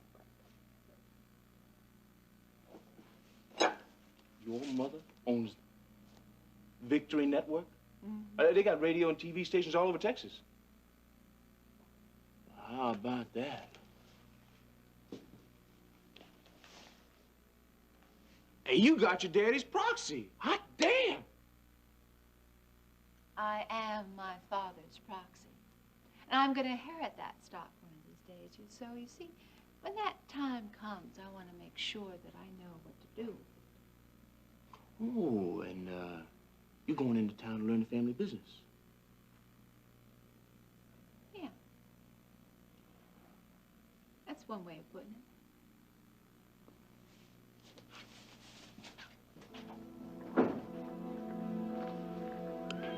Hey, Arena! Be sure and say hello to Justin for me now, you hear? Hey, no thank you, Courtney. Maggie. This is on the house. I just want you to come back again soon. Okay? Okay, I will. Thank you. I'll see you soon. Eat hearty. Okay, Jeb, we gotta go. We got appointments with 3 machines and 4 people. Appointments? Yeah, Jeb's having some diagnostic tests done today. Well, you know, I could have a couple more burritos, and then maybe I wouldn't need Ah, come on, Jeb, let's go. Hey, Will. Good luck. Thank you. And thanks for seeing to that little weasel. No problem. Bye-bye, Ricky. Bye, Court.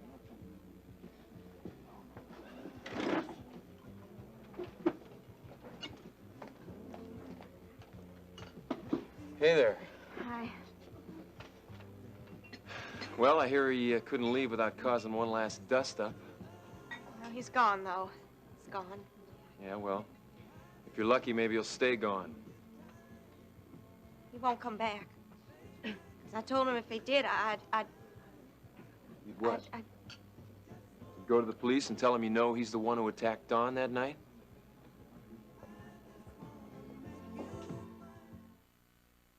When it's done, it's through. That part of my life is over. Anyway, a wife isn't expected to testify against her husband. That's the law. All right, all right. I'm not going to ask you to do it. I won't ask it. But if I promise not to go to the police with anything you say, will you at least tell me what you know? Tell me what happened? Ricky, we've been through this before. You told me you weren't going to ask me no more about this business. Now, why are you pressuring me Because now? it's changed. You told Maggie to tell Elena to go see you alone. Well, that makes me think she's involved. Now, she's my sister. So you see, now I have an even more personal need to know. Look, it's over. Can't we just let it go? Yeah, we can, maybe. First, I need to know really what happened.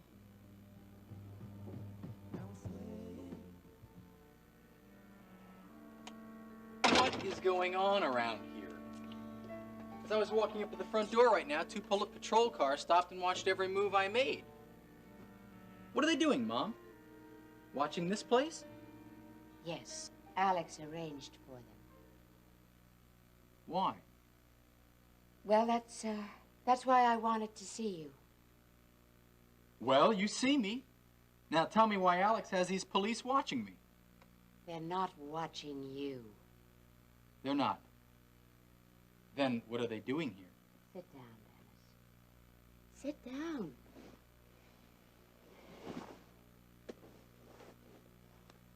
Last night, Elliot came here, and he frightened me. He frightened you. Well, now, what do you mean? How? How did he frighten you? He threatened me. He threatened... I don't believe that. Listen to me, Dennis. The Elliot you know is not the man I knew. He has changed terribly. He's not sane. Mom, right now you don't seem sane. Look, I don't care if you don't understand or believe it, but something has happened. Now, maybe his imprisonment did something to him. I don't know. But he threatened me. And I just wanted you to be aware that he may be dangerous. All right, tell me what it was he said that threatened you. He said he objects to... No. I don't want to go through all that. I just want to let Alex handle it. Mom, you can't make an accusation like that and then just drop it. Well, I am. Let's forget it. No. I'd rather talk to you about my wedding. Look, Mom. Dennis, please. All right. Now, what about the wedding? It's next Friday. Paige is making all the arrangements for it. the ceremony and a small dinner afterwards at the Top of the World Club. Well, that's nice. Will you come, Dennis, please?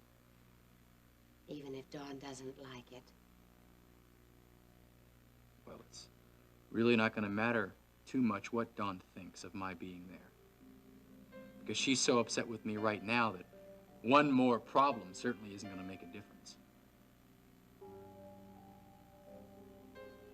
All right, Mom. I'll come. It would make me so happy. Well, you know that's what I want, don't you? I want that. I want that more than anything. Thank you, Dennis.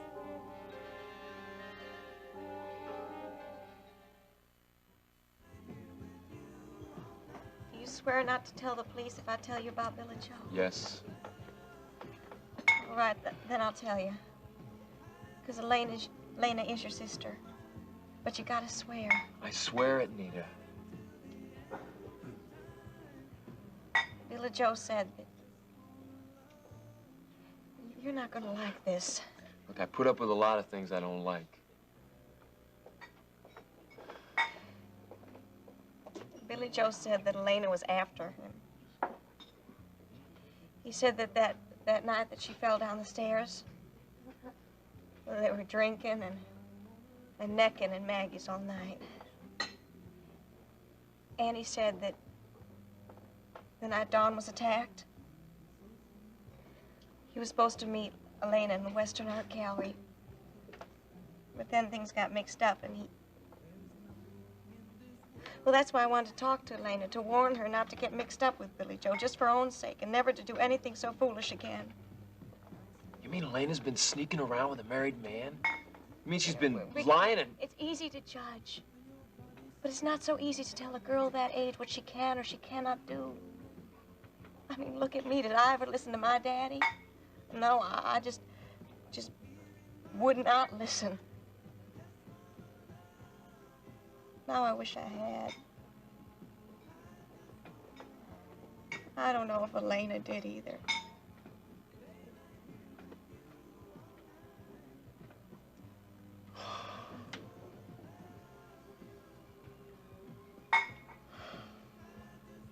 Maybe your bad times are over, Nita.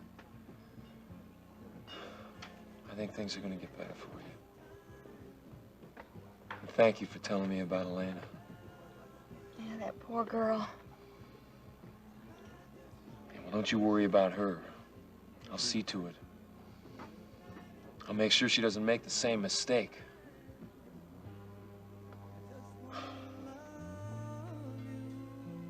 The term for the boy I called my son is bastard. The term for the woman I called my wife is slut. Don't you ever speak that way about her again. Why not? Every word is true. My virgin bride was your lover. The child she bore was yours. For 25 years she lied. You think that's easy to live with?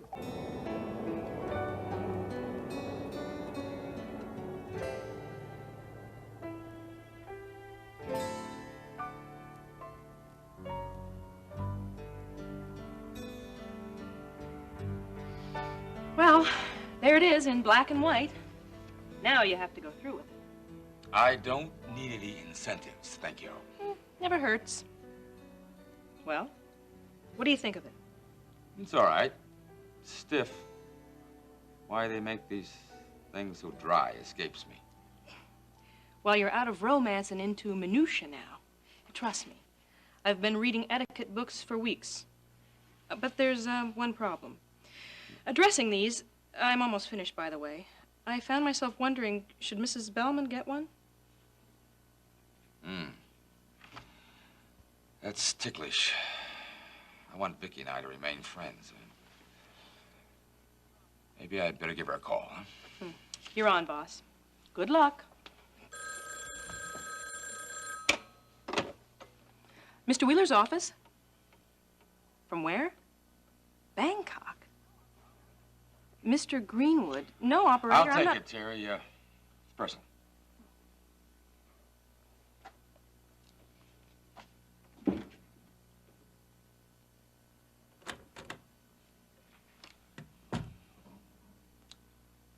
Hello, Alan. Good. Glad to hear from you. All right. What do you know about Elliot Carrington?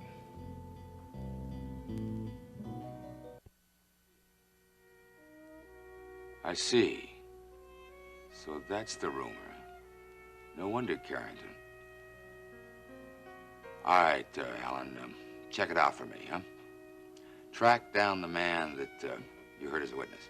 Now, just find him. No, don't approach him. I don't want you to tell a soul. Don't do anything until you hear from me. All right? Thanks.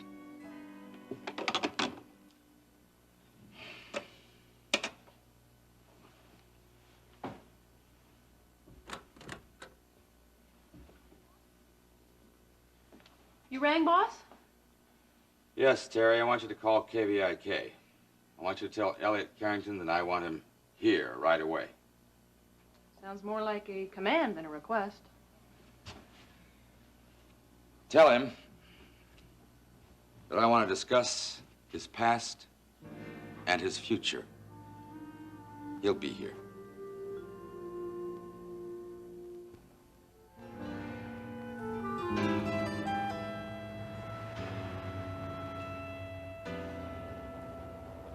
South and west of Tamli Sap, perhaps 45 miles from Pursat. The camp crouched among kalmugra trees choked with orchids and rafflesia. Huge flowers that devour insects, attracting them with the color and odor of decomposing flesh. Inside the bamboo palisades we lived.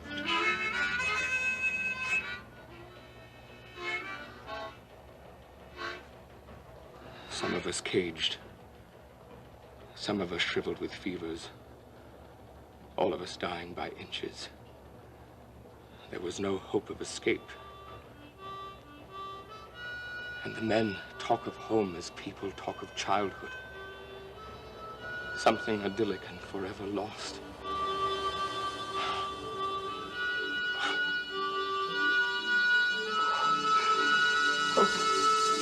Yes. You all right? Dennis. You all right? Yes. I'm always like this when I write, don't you remember? Half mad. Well, perhaps you wouldn't. Especially when it's trash. Well, what's wrong? You certainly look grim. Come for an apology. Well, I'm sorry No, Dad, about dinner an last night. apology. I came because I had a kind of strange conversation with Mom. Oh? Well, that is grim. What about? About you? What about me? She said you came by to see her last night. Well, yes, that's true. Dad, she said you threatened her. Look, don't think for a minute that I believe it, Dad, Why because would I don't. You wouldn't. I know that. Look, Mom must have been confused or something, and I just thought maybe you could explain why. Well, what else did she say? Did she mention Mr. Wheeler? Well, yeah, she talked about the wedding a little. You two didn't get into an argument over Alex Wheeler, did you? Oh. Now, Dad, listen, you can tell me. I'm your son. But I'm not a kid anymore. There wouldn't be a chance that you're jealous of Alex Wheeler, would there? Don't ever say that, Dennis. Don't ever think it. Iris goes to the highest bidder, that's all.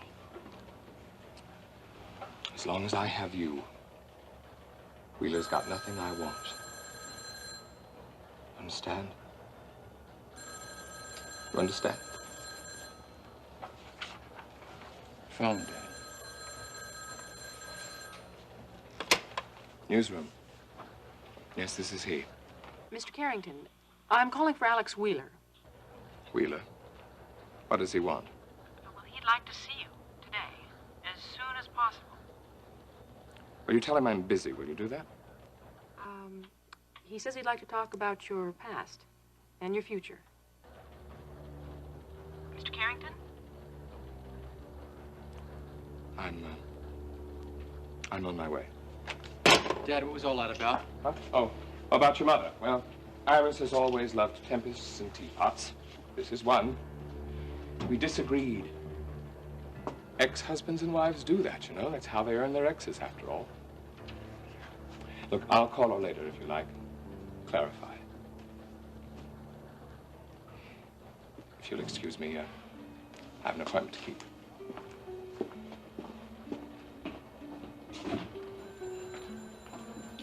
With Alex Wheeler?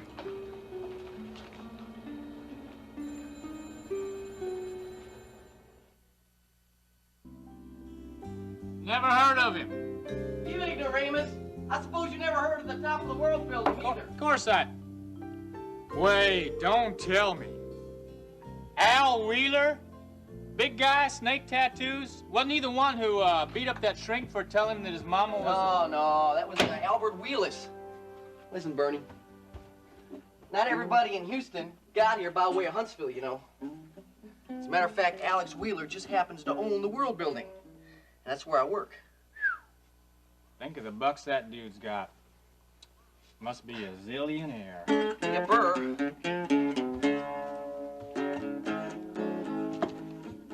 He's your boss, huh? Tell me more about your job. Oh, I'll tell you, I won't have it unless I get a move on here. I work at the Top of the World Club, 10 bar. Say, what? Are you out of your tree, man? You're breaking parole. Suppose that don't bother me. Not when I got something like this, right?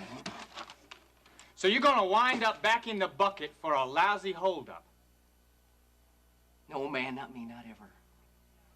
I ain't like you, checking in and out of that calaboose like it was a hotel. Huntsville Arms, hot and cold running guards. Welcome on, sewer. You get out. At least when I go in, it's for something decent, not no damn stick up in a corner grocery. Give me credit for some brains, huh? It ain't nothing but a quick scheme, you know. That's all it is. And I mean to get me a promotion out of this deal. Just you wait and see. See you, Bernie.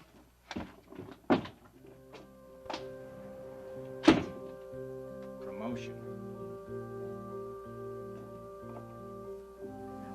I like that. You're liable to get promoted to dead.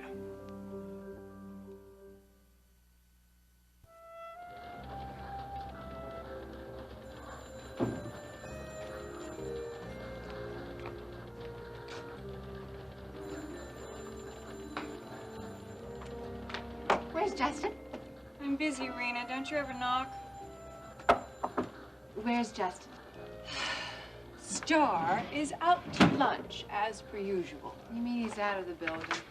That's right. At this very moment, he and Macho Stud number 2 are hatching sinister plots over chili dog. With who? Oh, you haven't heard. Justin has been bumped from sports to news, and his replacement is ex-Oiler and all-around good guy, Clipper Curtis. Oh, no, Sam. Justin wouldn't have anything to do with him. You can count on that. Oh, I did. I really did count on that. But the two of them had decided to gang up on me. Justin has taken Clipper under his wing. He's going to teach him things like how to turn lunch into an afternoon off, apparently. I don't believe that. Justin hates Curtis. True, but they both hate Alex Wheeler more. Oh, don't tell me. Yes, they've both got this righteous dementia. I'm telling you, Rena, I am fed up to here with Justin's revenge. And now this idiot Curtis has signed on. I'm not a producer, I'm a den mother. We agree on that one. Ever since Justin's coming back home, he's been peculiar. Well, tell me something. Why did you foist him off on us in the first place? Oh, honey, back then at least he was pretending to be normal. I mean, how was I supposed to know he was a Jekyll and Hyde? At least you get to bawl him out. He just walks away from me. You want to trade places? I don't know. You know, Sam, I always felt sorry for you. I mean, working as hard as you do and not having any particular social life. I mean, I thought men for sure would find you boring. I work hard because I like to work hard. Men are boring, not me, okay? Oh, well, sure, honey. I mean, that goes without saying, but, well, they do fill up the hours, don't they, if you don't have anything else to do? And it does give you a certain amount of prestige to boot.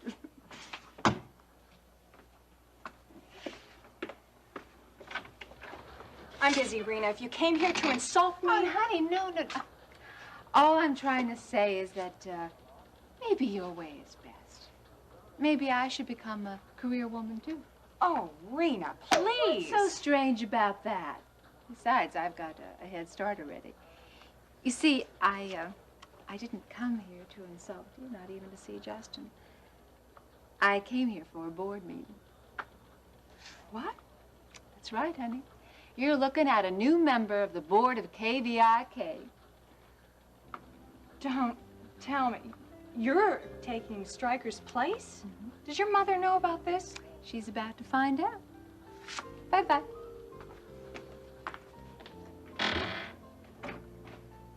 Oh, poor Aunt Vicky. Poor KVIK.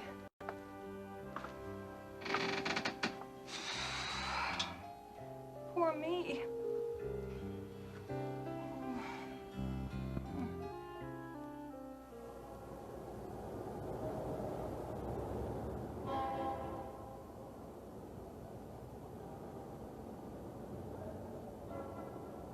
Order musicians to hire, thousands of details. Oh, yes. Almost forgot. No undesirables. Great. Thanks for reminding me. Bye-bye.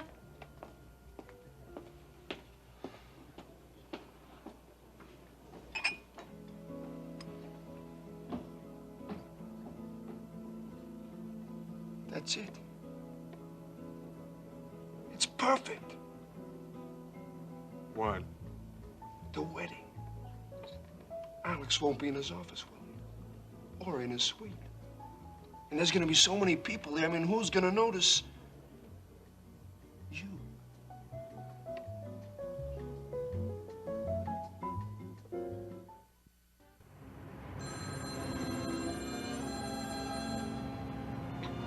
Mickey, will you get that, please?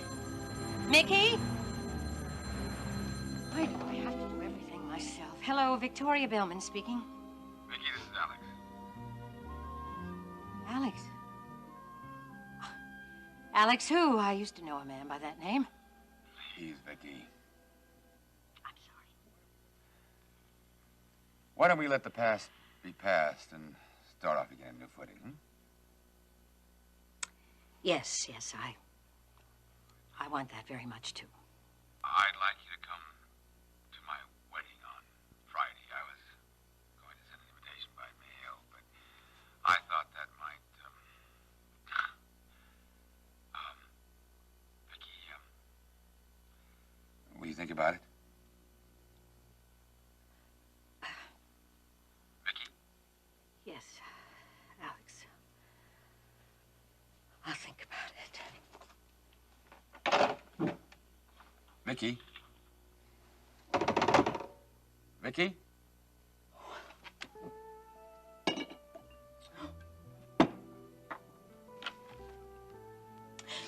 Oh, of course, Alex. I'll be there. I'll be the matron of honor.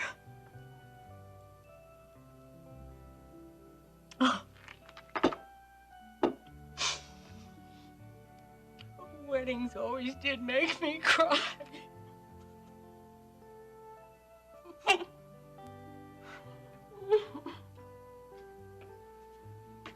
You're disgusting, you know that? You want to walk into that board meeting bombed?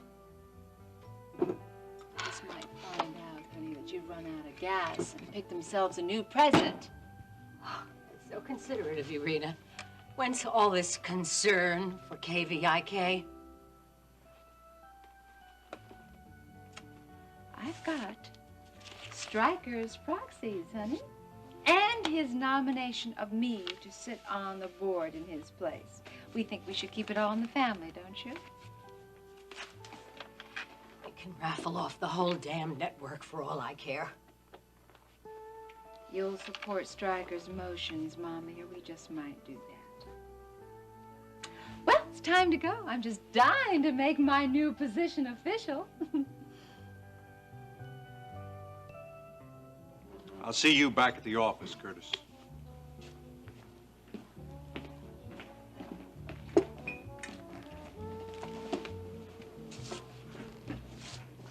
Right. I want you to shake hands with a genius. Where? Hey, Dumbo. I just got it set up. Great, but let's go nix on the handshake. I don't want Miss Marshall to think that we're Hey, never planning- mind. Just listen now. I just talked her big brother into being where we want him, when we want him. Oh, yeah? He's gonna be downstairs peeking into Wheeler's private files a week from tomorrow. That's when the wedding is. That's right. Lots of people, lots of hoopla, and lots of camouflage. A perfect time for the pot shot heard around the world building. Swell, but old Ironsides says I have to work that night. So what? Call in sick. She'll get over it. And if she doesn't, you don't need her anyway. Oh, yeah, I forgot. You figured out all the details, all right? Except for one thing. No matter how many people you jam in that place, when I walk in with a rifle and draw a bead on Alex Wheeler, I think somebody's gonna notice, don't you? Not in here, man. I got your perch. Right next door. See? That unfinished building. It'll be late. The construction crew will be all gone. It'll be a piece of cake. Trust me. Wedding cake. Sure it will. Sure. For you.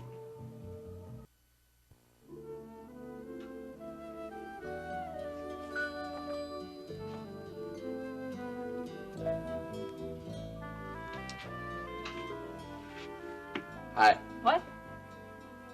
I didn't hear you arrive. You didn't hear me. I walk like a cat, baby. What are you doing here? You have to ask.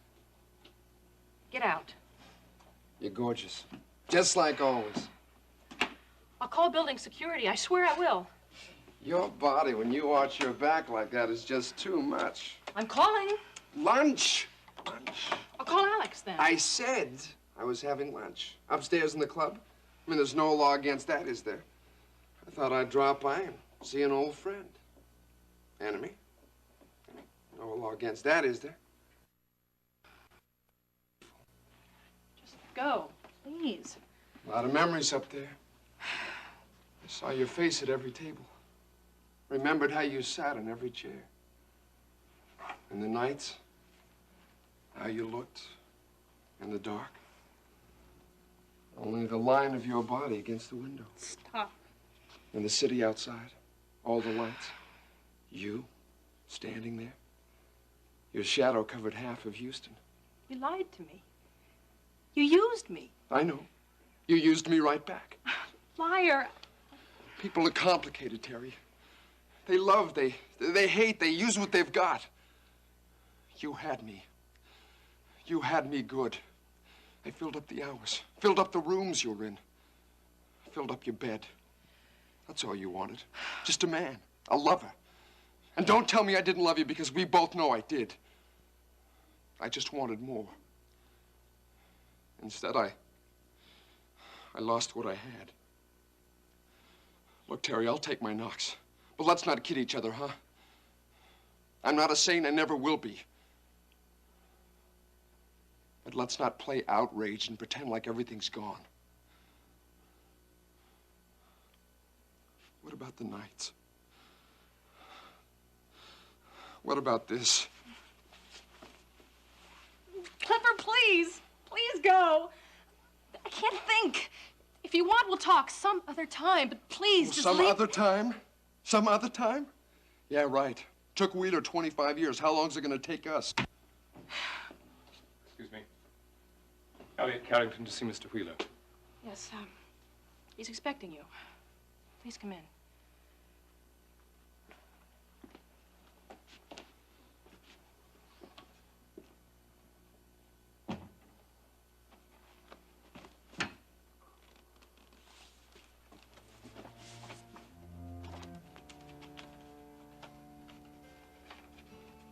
Gotta bring the man his wedding presents, right? No matter how hard you try, baby, you just can't keep out the riffraff. Clipper? You wanted to talk? Some other time.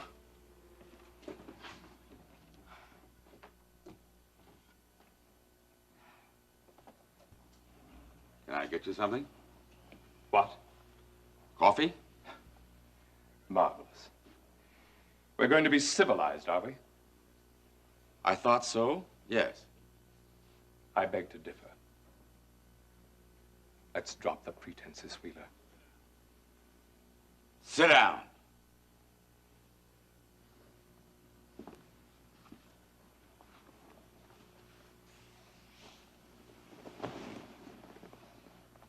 I called you here because I heard about your escapade last night. I didn't like it. So Iris ran straight to you. Never mind her. I didn't like it. Nor do I, in retrospect. I said more than I meant. That is, more than I meant to say. Though what I did say came from the heart. You threatened to kill her. That, too, from the heart. If that's true, you'll never leave this office. I'm sure that's very manly and chivalrous of you, but I'm afraid I'd be missed. Not as much as Iris would be. You look almost fool enough to try. I lost control. That's so hard to understand. It's difficult to maintain composure in the face of what Iris had to say. All right. I realize that. Then tell her. Tell her I'm sorry. There. You've got your apology. Is that all you wanted, or shall I grovel a bit? I want to know there will be no more threats from you. I want to know that you will be able to... To what? To come to terms... Terms? Yes, I've come to plenty of those. The term for the boy I called my son is bastard. The term for the woman I called my wife is slut. Don't you ever speak that way about her again. Why not? Every word is true. My virgin bride was your lover. The child she bore was yours. For 25 years she lied. You think that's easy to live with? In a twisted way, you're right. Truth makes its own terms. I know. I've made a career, spent a lifetime tracking it down. Still, even I never knew that truth could drive a man mad. That truth could kill.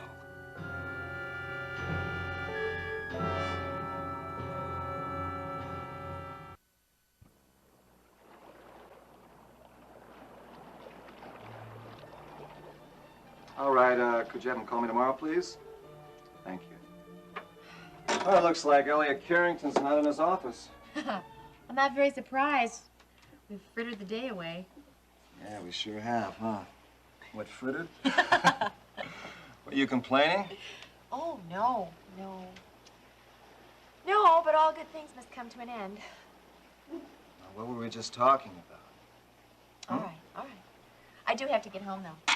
Steve's back from school, and I've got to put his dinner on the table. Now, I thought we were going to sail out to Tahiti, Bora Bora, Pago Pago, Ryan, Catalina. Stop with all these tropical island fantasies. Oh, indulge me, lady. I just want to take you away from all of this.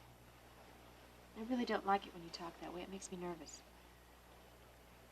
And the jig's up, huh? Mm. Okay. It's just that, I have to admit, I've never done this before. Done what before? Never fell in love. No, all I know about proposing is what I see in the movies. What do? They get down on one knee and they promise the moon and the stars? Well, that just ain't my style. What do you mean? You... I mean that it's time. Jenny, I can't promise you the moon, and I guess I can't give you the stars, but if I could, I'd string them around you like pearls. And we'd live on the moon. And we watch the Earth rise and set. How about that? But instead, all I can promise is that moonlight or starlight, or sunshine or dark, I'm gonna be with you. And I'm gonna love you as long as I live. And I'm gonna be such a good father to little Steve. So whatever I have or am is gonna be yours. And I know it's not much, but if it's enough, will you marry me? Enough. It's more than I ever dreamed of, Ryan. I mean, you made me come alive again. You created a whole life for me. All I want to do is love you. And yes, I'll marry you.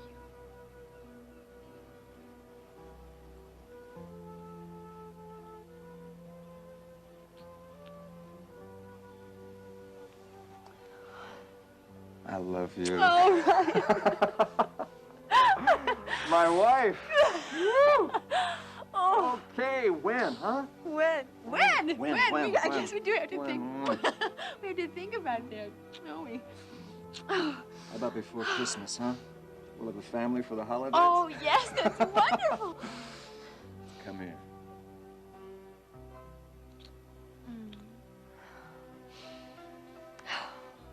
Okay. I'm gonna go back with you and we'll talk to little Steve, all right? Okay, and then I want to tell him about Barrett, and after I talk to that man, Elliot Carrington, and see how he takes it. Okay, whatever, whenever. Just as long as we're together, real soon.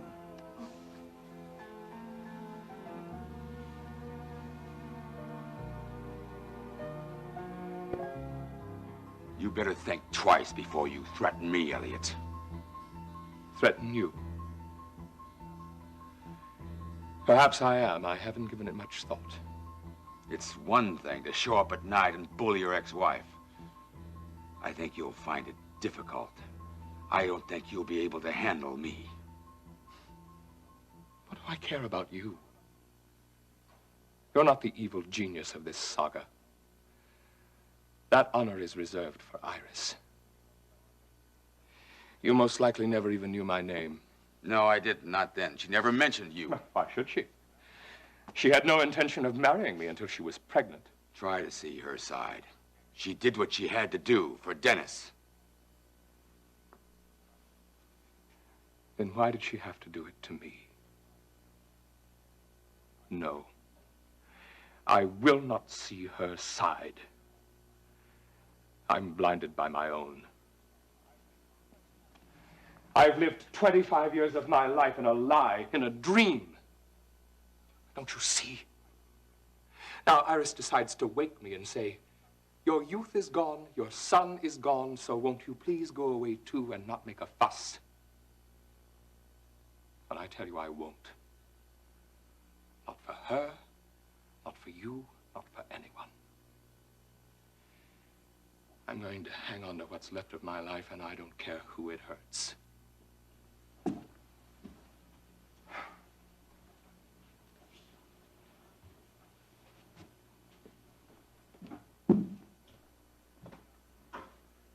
I'm not made of stone, Elliot.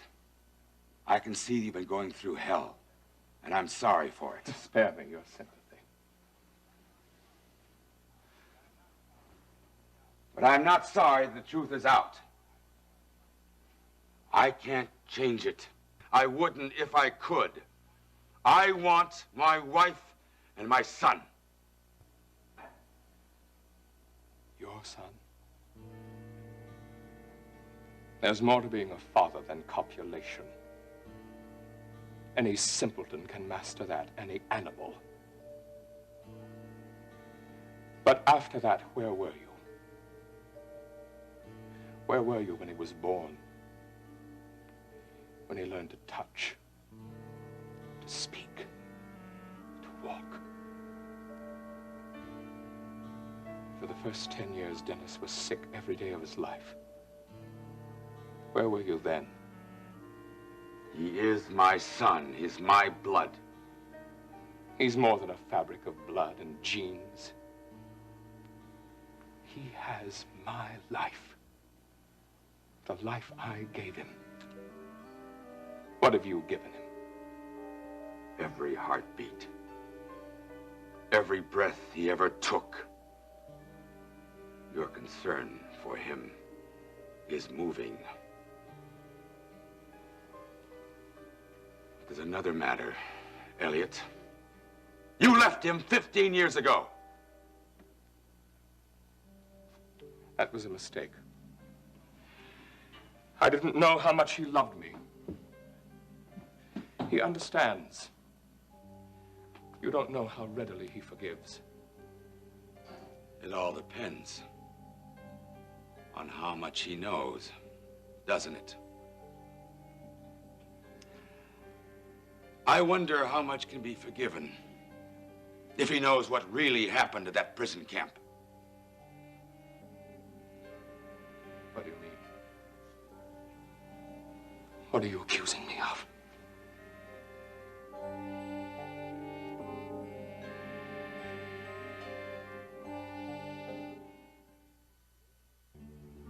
Well, come on, man, speak up. You can't suggest something. What do you like that. want from Dennis, anyway? What? If he's so important to you now, why wasn't he before? I was a fool before. This is now.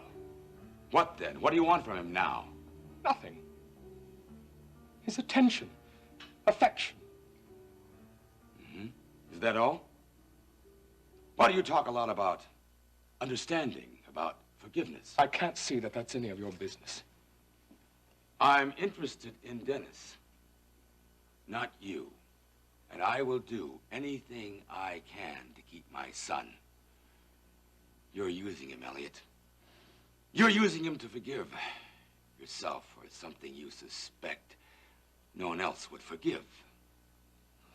That's nonsense. I can't believe you'd stoop to such absurd guesswork. I'm not guessing. I know. Bluff. Iris tells me how irrational you were. How you clung to Dennis as if he was some sort of absolution. As if he were going to justify what you had to do to survive in that camp. What was it, Elliot, that you had to do when you came back? What did you have to do? That was another universe. It had its own laws. The men who lived there were aliens. Those were men. There's no point. It's beyond anything you can think or feel. You can't comprehend. But Dennis can. I'm a man who gets answers from his questions. I think you'll be interested to know that I've just had news today from Bangkok, and there's a man in a Thai hospital they say was in your prison camp.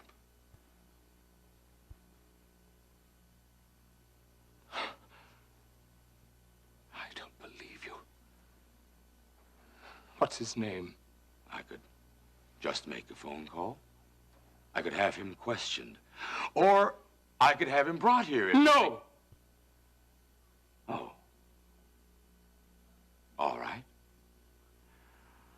Besides, I think that we both know what he would say. It's so easy for you. You sit here like some smiling sultan. But you've never been in the fire. ever stepped out of the furnace alive, the man you were annealed into something harder, brighter, more durable. We all do what we must. I'm no different. But the worlds we are in, you and I, aren't the same proposition. But I'm no judge. I wasn't there.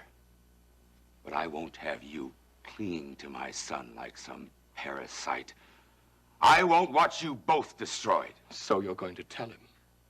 I can. You can't. He'd despise me. He might. He might not. But then on the other hand, I could forget the whole thing. If I turn him over to you. Well, I have no claims. Dennis is going to have to decide about me. In the meantime, I'll be his stepfather until then. And I? You will stop making trouble for him and his mother. You will stay out of their lives. Leave town and you won't be back. I see.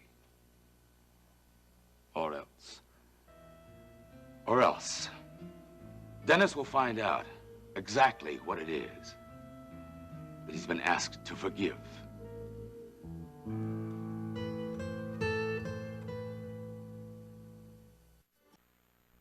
Different.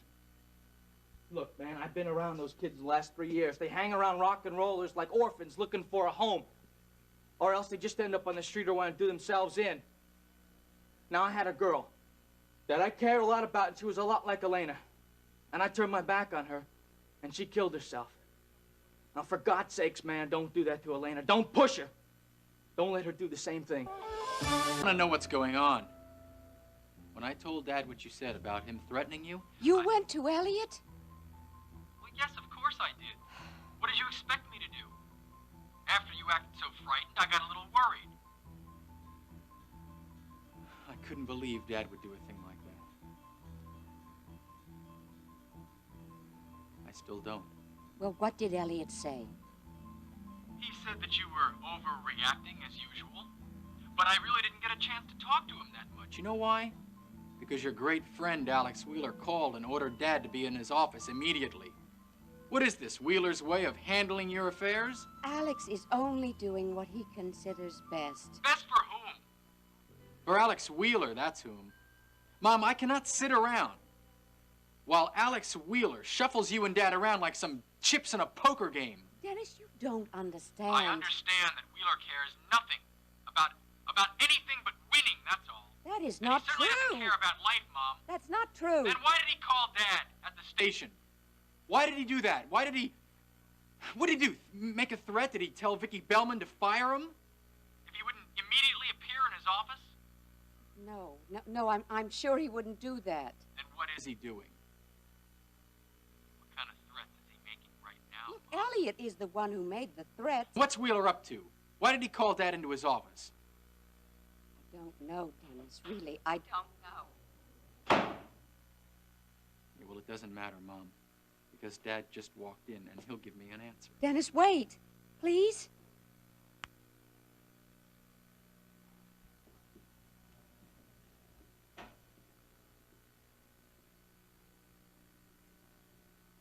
Dad?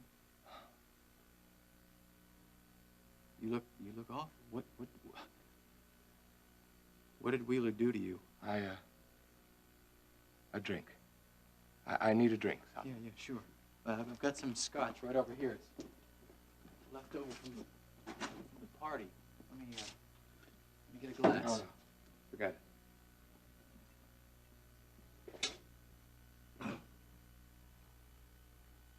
What did Wheeler say to you?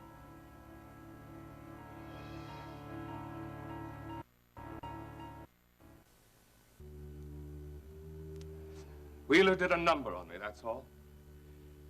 He sits in that office like it's Mount Olympus. What did he say, Dad? He doesn't like the way things are ordered, so he's reaching down to rearrange the pieces. What pieces? You and me. Wheeler wants me out of your life.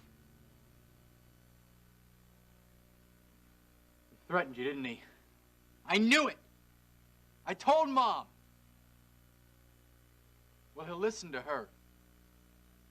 And I'll make her listen to me. I'm gonna give her a call right now. She'll get Wheeler off your back. Forget it, Dennis. Your mother agrees with him. I'm an inconvenience to Iris. She doesn't like things that get in her way. Yeah, well, this is one time Mom isn't going to get what she wants. I wish I'd never come back. That I'd died in that rotten camp. I wish they'd scratched out a grave in the jungle and left me there. It would have been better for everybody. Not for me. Not for me, Dad. I love you. And I didn't realize what was missing in my life till you came back. Now, don't leave me now. Don't do it. I'm not leaving you, Dennis. I'm taking stock of my life, the things I've done. It's crazy. I wish I were crazy. Then maybe I wouldn't remember so much. See those faces.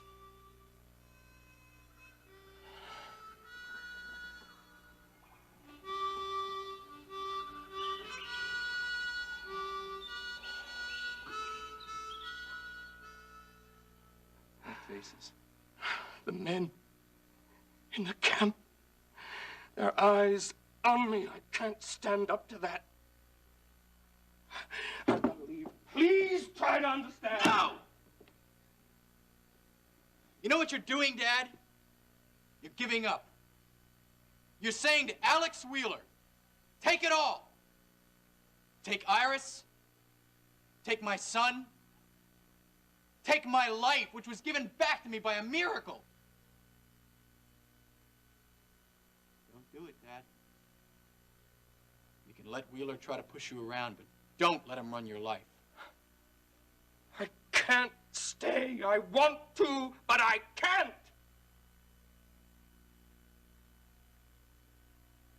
Why not? You don't know how vicious a man can be when he wants something so much he aches inside. I know how vicious Alex Wheeler can be. I've seen it. With Dawn's family. He practically killed her father. Oh, he didn't pull the trigger. But he buried Marshall Oil. And he might as well have buried Mike Marshall along with it. And Wheeler bloodied his soul.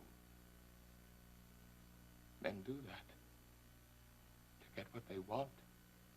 To survive. They destroy their souls.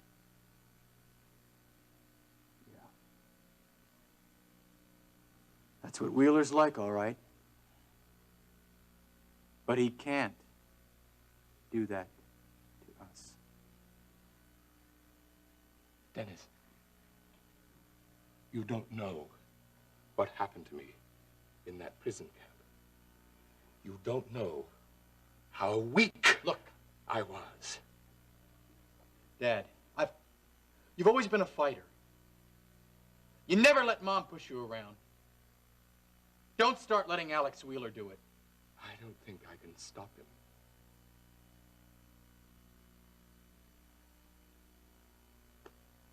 We'll stop him. You're not alone anymore, you know. Hasn't Alex Wheeler played God long enough? Isn't it about time somebody unveiled him and showed him for what he really was?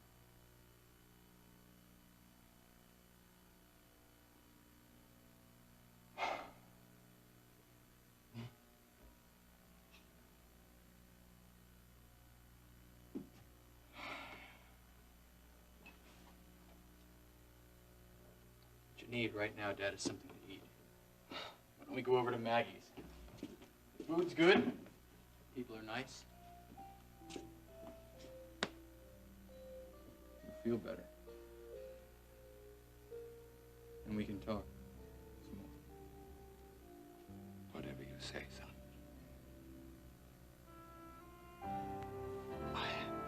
I need you.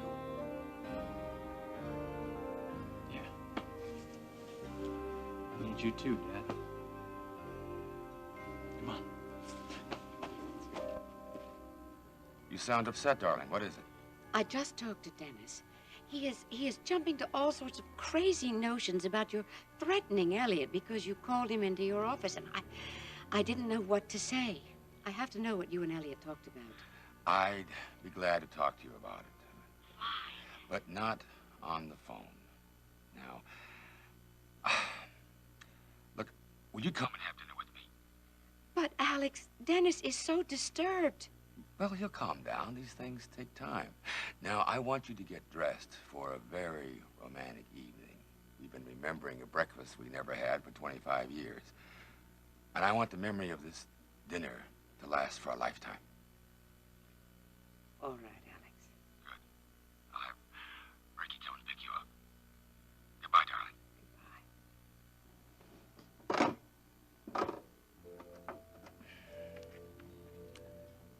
Paige? Alex, now I'm bringing Iris over to the club. I want this to be a very special evening. Here's what I want you to do. What? No. Now, I want you to call Francis. We don't like it to be fancy, except I get that table over there. Dennis? Well, it's about time you showed up around here. I mean, there was so much confusion during your birthday party, I never really got to meet your father properly. Oh, I'm sorry. Dad, this is Maggie Decker, owner of Maggie's Restaurant and purveyor of the hottest chili and spiciest conversation west of the Mississippi. Maggie, this is my father, west of Paris. That was before. I'm sorry, I'm not very together today. I'm glad to meet you, Maggie. I'm very glad to meet you, Mr. Carrington, and I'm sure you are still the best news man. Well, as for me, I keep the chili pot hot, but I let my tongue cool off for my friends. Cool off. Right. Need to. So how's Nita doing, Maggie? Oh, she's fine. That was probably the luckiest fall she ever took. I mean, the baby is all right, and it cleared her head up enough that we got rid of some excess baggage around here. Billy Joe? That's right. He's gone, lock, stock, and leather wristband. You know, I feel almost like the exterminators came and cleaned the insects out of the place. But you're traveling kind of light today, aren't you? Where's Dawn? Dawn? Down at the... I suppose. Now, what is that supposed to mean? I mean, have you two been fighting or something? Ask Dawn. We're gonna fight. She broke the engagement. That's all there is to it. Well, now, that can't be all there is to it, Dennis. There must be more than that. Now, you know Dawn has had a rough time lately. Are you sure you have not been understanding enough to her, maybe? I'm sure, Maggie, I'm sure. Look, I tried. She didn't even want to see me, Maggie. Not only that, I think she's managed to find comfort somewhere else. So if that's the way she wants it, fine. It's over. That just doesn't sound like Dawn to me. Well, what do you think, Mr. Carrington? I mean, you met her. What? Dawn? Oh, she's very pretty. Just like Iris was. Don't trust him, Dennis. He'll betray you. What are you talking Dad, about? take it easy. Dad's had kind of a rough day, Maggie. You'll have to excuse him. Well, I'll get a waitress over here real quick to take your order then. Thanks, Maggie.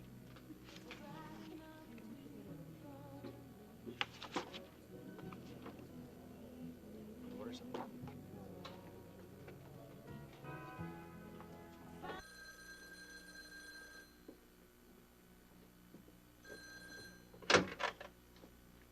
Marshall Ranch.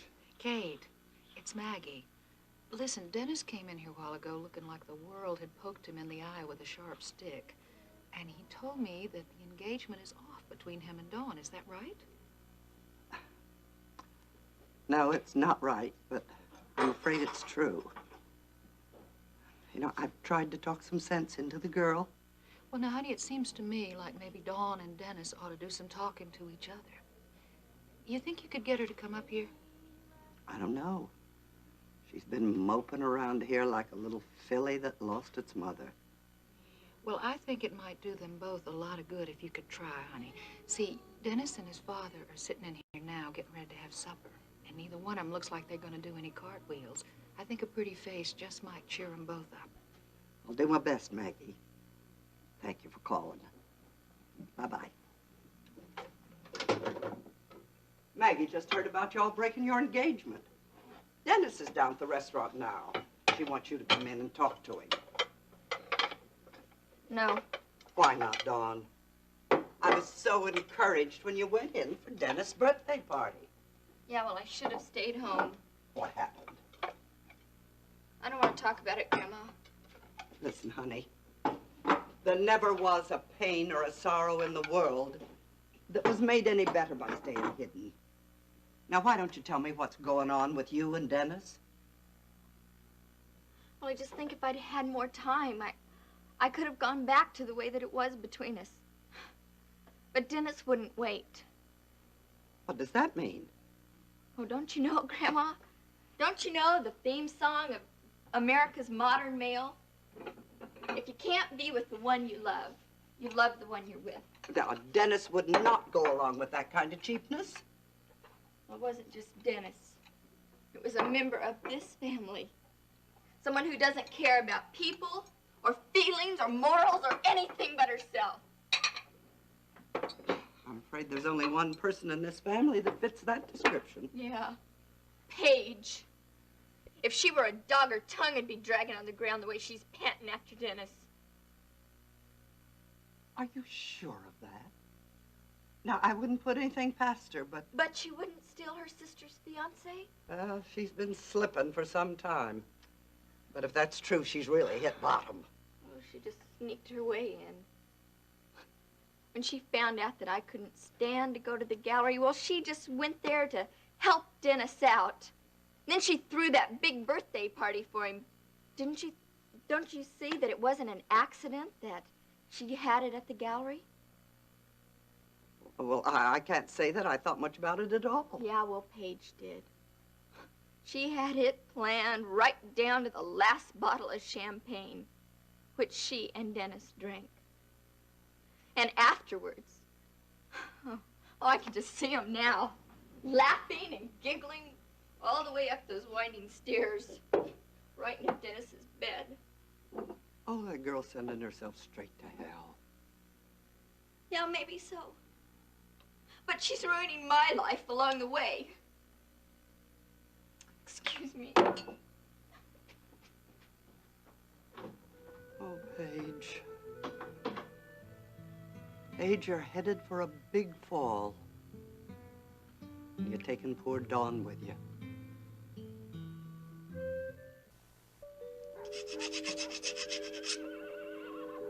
Let's go! Tell Max. Tell Max what? Hey, Ricky, when do you get off manhandling your sister like that? Make him let go of me. That's your I'll let go of you when you hold still. No. What in tarnation's going on here, Nelk? If you two can't get along better, I'm not separating you with a stick. When you hear what Elena's done, you're gonna use a stick on her. I never did anything. But just calm down. Just calm down now. Come on. Now, nice and calm. That's it. Come on. Everybody feeling good? Good. Now, what's Elena done? Is this one of your silly pranks? The only one who's been silly and stupid and downright malicious is this little tramp. Stop it, Ricky! After what Rita told me, I said back off! Now, what did Nita tell you? The little sister here's been chasing after her husband, Billy Joe Wright. That time she came to visit Terry and me up in Houston, well, that was just an excuse. She was gonna sneak over to the gallery and meet that sniveling little punk. Is that true, Elena? No, it isn't.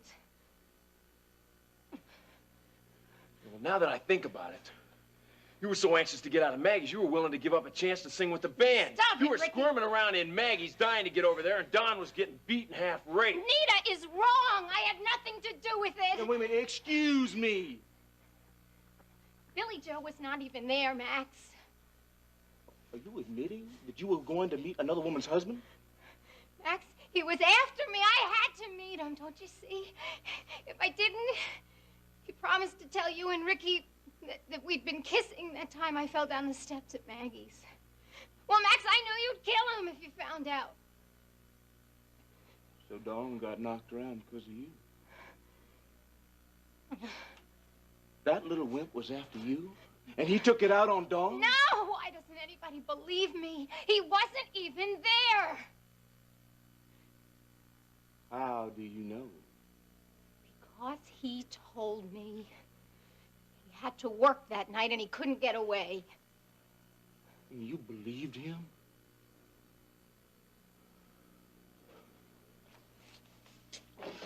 I'll tell you what, little girl. We're gonna go to Houston right now. And that lowlife, he's going to jail if there's enough left of him to put there. Hey, Max, don't you think he'd be rotting in jail right now if he didn't have an alibi? Oh, who's, Elena's? No, his boss's. Personally, I wouldn't give you 2 cents for all the oaths Clipper Curtis could swear. But he's backing up Wright's story, and there's nothing we can do about it. Yeah, that may be so.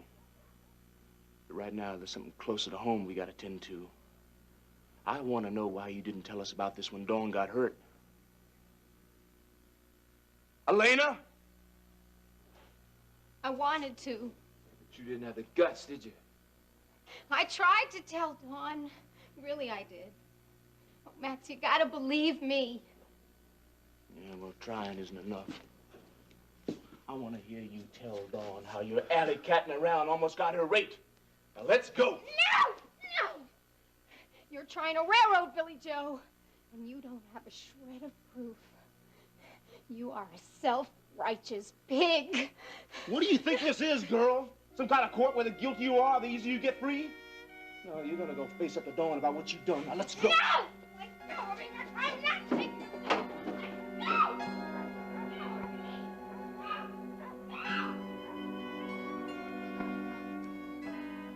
These mashed potatoes are for you, Jeb. To replace all that blood they take for those tests. Thank you, ma'am. I've got some more tests tomorrow, so I'm gonna probably have to have seconds here. Oh, good. And I've got some good snap beans for you.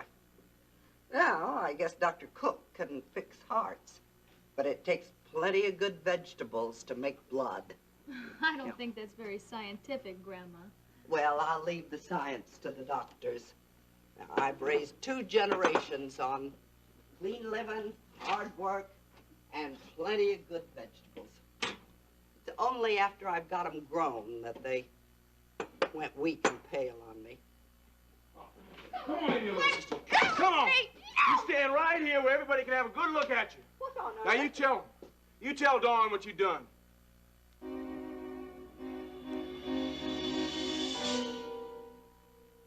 Come on, Elena, tell him. Why don't you have the backbone to face up to Dawn when you have to? Max, ease off her. You don't Ease have to off? broadcast. I'm so mad I could break her in half. Oh, you'd like to, wouldn't you? Right here in front of everybody so they could see how pure you are. Don't you sass me, little girl. Now, everybody just calm down. I can't make hide nor hair out of what you're saying. Kate, they're blaming me for everything, and it isn't fair. Oh, sure, Miss Innocence in 1980. Max! Now, I reckon something important must be going on, or y'all wouldn't be so excited about it. Now, please, start from the beginning and no more shouting.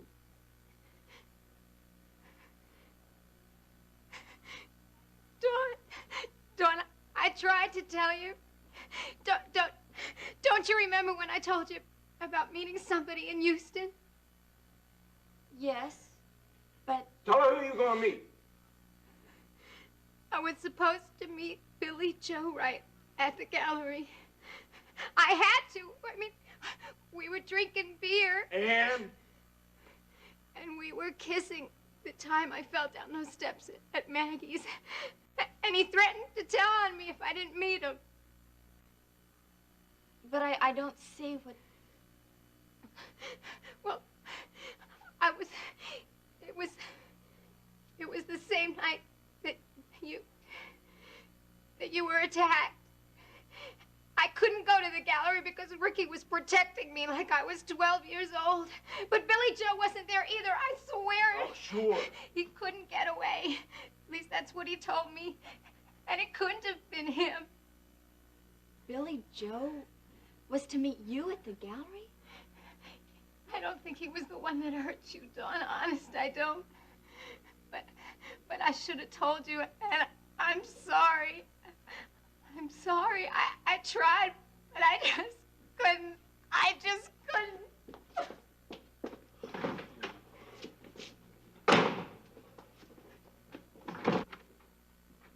So how'd you find out? Nita told me about Elena. Billy Joe admitted it to her. That's part of what broke up their marriage. We can't prove it. Wright's got himself an alibi that says he was working at the top of the world that night, but I think he was over at the gallery waiting for Elena. So when you showed up in the dark, he thought you were her. Maybe that's why he stopped. He didn't mean to hurt you at all.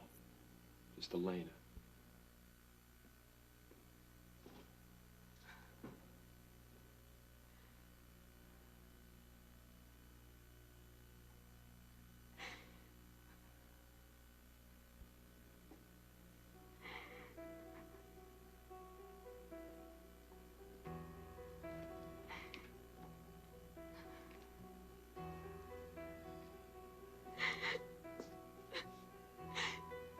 You okay? Go away, please. That was a pretty bad scene in there.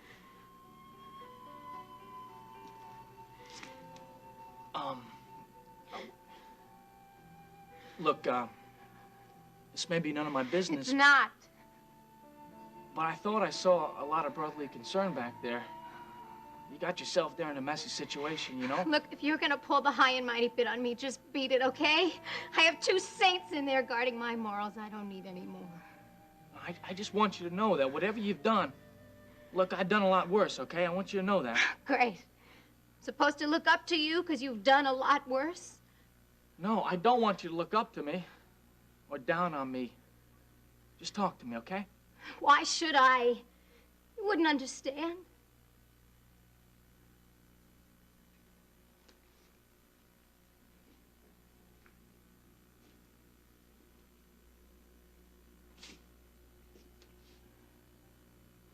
What have you ever done that's so bad, anyway? Somebody needed to talk to me once, and I wouldn't listen.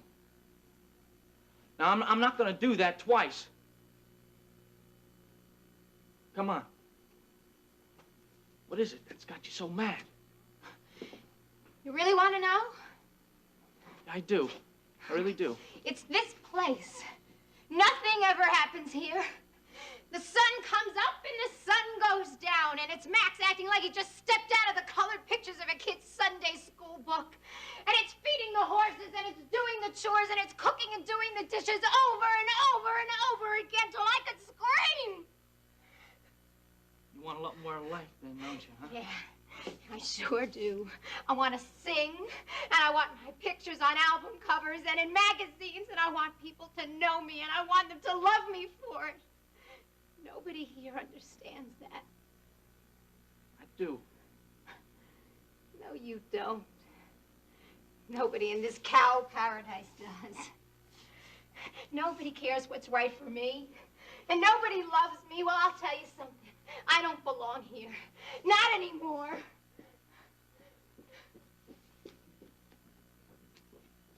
Hey, Elena, Elena!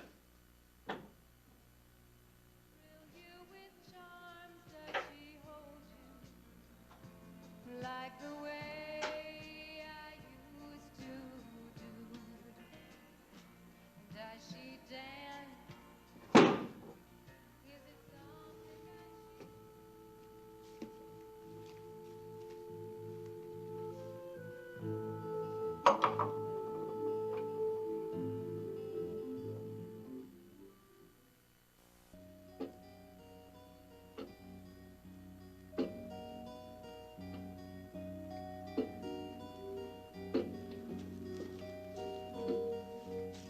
Where is she? Crying herself to sleep if you're lucky.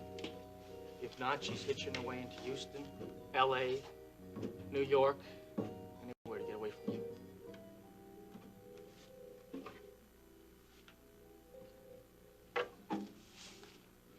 Where do you come off sticking your nose in Decker business, huh? It's called sticking my brains in because you're coming up a little short in that department. All right, cool it off. Forgetting about his heart condition. Just get out of the way, Ricky. I'd just soon go out fighting and let this idiot drive his sister out on the road. You better watch your mouth, kid. Lena's not going anywhere. Oh, yeah? You keep on the way she's going be gone faster than you can spit if she isn't already gone. You're just real bad, aren't you? Yeah, I'm just real bad, all right? Don't you know what happens to girls that run away? Especially girls that look like Elena? Well, you're a cop, man. Tell them about it. Tell them about the guy that's waiting there for the buses to unload all the girls that run away, waiting for them to get hungry and desperate enough until they fall into his arms. And they don't just stay there. They get passed around until they forgot how they were brought up or what it was like for anyone to care about them. He's got a point, Max. That's not going to happen to Elena. She's been raised different. You've been really kind of rough on Elena. Rough? Look, man, I've been around those kids the last 3 years. They hang around rock and rollers like orphans looking for a home.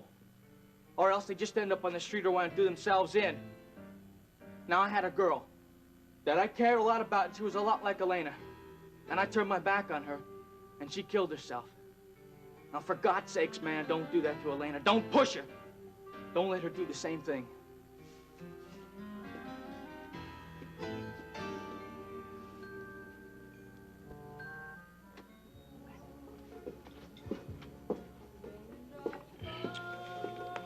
Feeling better, Dad? Yeah, son. Well, there's Thanks, son. nothing like a meal at Maggie's to make you feel at home again. Oh. I never thought I'd end up in Texas after breaking out. It's the last place I wanted to be. If it weren't for you. Hey, listen, I never thought I'd wind up in Texas either, but what does that matter? We're back together again now. That's all that counts. You understand that, don't you? That is all that matters. Not how I got here. Well, yeah, of course, Dad. You're home because you were a brave man. You escaped. I'm proud of you. Well, it's not that simple.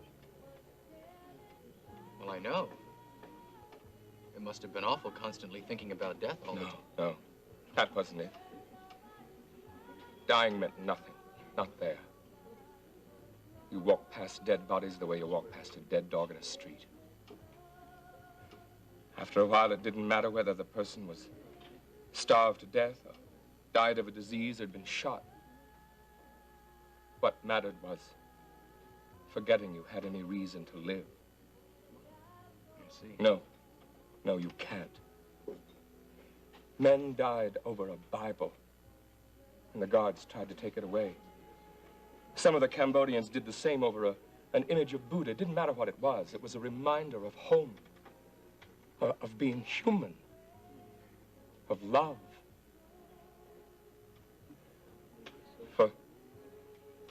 For Barrett Marshall, it was his memory of Texas. He played it over and over. One song. I can still hear it. Hey, look, Dad, if you don't want to talk about this, you don't... It was his reminder of home.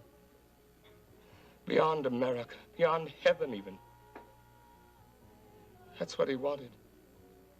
To be buried here in Texas. Not in some Look, Dad, stinking don't torture jungle. yourself. Please, just listen. All right? If it'll make you feel better. What I had to keep me going was you. My memory of my son. I planned everything we'd do together, everything we'd say. I was willing to sacrifice anything to get that dream. Anything. Dad, you've sacrificed enough. We're back together again now, and nothing can keep us apart. Not Mom, not Alex Wheeler, not some ghost from the jungle. Maybe I could tell you what I did. Maybe you would understand, and then you wouldn't... Wouldn't what? Give up on you? No, Dad, that's not gonna happen. Hey, you're my father. Yes, I deserve that. No matter what I've done. And I'd do anything for you, son. I'd kill for you. Dad. No, I mean it. And nobody's gonna take you away from me. No ragged, empty-eyed ghost from some stinking jungle. No Texas billionaire. That's why I can't ever let you find out what it was like in that prison camp. What went on. Not from me, and not from... Come on, all you red-blooded Texans, sing it out! The eyes of Texas are upon you. What is it? Make them shut it off. Shut what off? That song. You cannot get away. Stop it! Take it easy, Dad. Stop it! At night, early in the morn, the eyes of Texas are upon you till Gabriel blows his horn.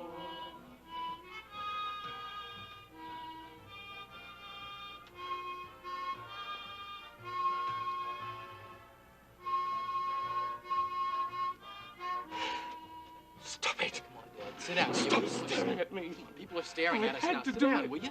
I had to do it. Sit down. No, leave me alone. Leave me alone.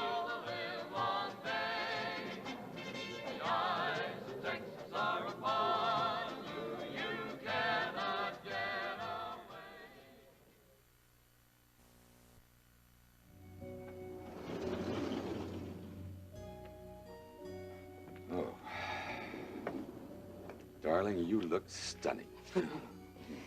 Stunned would be a bit more accurate. Alex Dennis is very upset that you talked to Elliot. He thought you had threatened him. Elliot and I had a very frank discussion about a situation in Houston, and in our talk, he agreed to leave the city. Just like that. Well, what did you say to him? I can't tell you that. Why not? This is very important to me. I know it is. That's why I made it my #1 priority. You didn't threaten Elliot, did you? You mean that I told him the town wasn't big enough for the both of us and he had to get out by sundown? No. Alex, I'm serious. So am I. I use my influence, yes, but simply to get information. Being very mysterious. What information? I'm sorry, darling, but that was our agreement. Now, if he decides to leave town, then everything we discussed is between us. Right? Now, don't press me anymore on it. All right. I suppose the important thing is that Elliot is going. There's no problem. Believe me. Now, let's concentrate on a celebration. Celebrating what? Oh, our being together, our coming marriage, and our son, and the happiness that I never thought would be mine, but is. Oh, darling, I've been so worried about Elliot causing problems. I couldn't even think about our life together. But you've taken care of everything. You're wonderful. Oh, darling, I'm not nearly good enough for you, but I'm trying. What do you say we have dinner at the club? All those strangers. Couldn't we have a quiet dinner by ourselves? Well, I'll see what I can do, but look, Paige has gone to a great deal of trouble to make this a very special evening. Let's consider it an early wedding gift from me to you.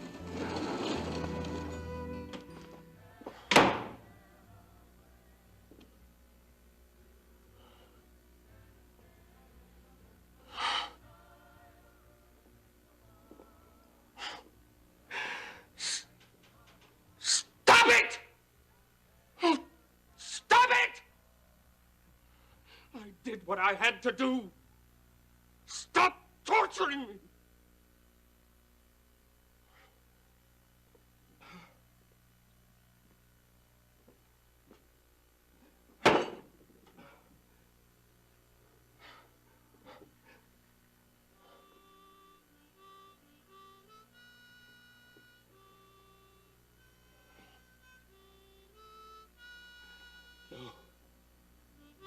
No. Get back in your grave. You can't be here. You're lying in that stinking earth. It's Wheeler! It's Wheeler! He dug you up. You would have rotted in the ground forever. But he pulled you out of the ground. He's dragging you across the Pacific, across the country. And I won't let him do it! I won't let him destroy me. Take my son. Drive me out of Houston. No! I swear it! I'll kill him first!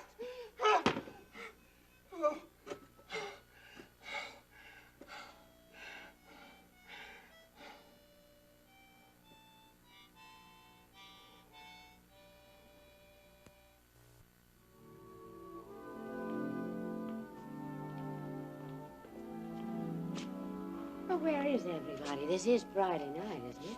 Well, when Alex Wheeler calls up and says, roll back the rug, he means the rug and whatever's standing on it. Oh, I will have to watch what I ask for. I'm not always so literal. I'm afraid you've made some enemies for life, though, Alex. One guy came in here with a girl on his arm.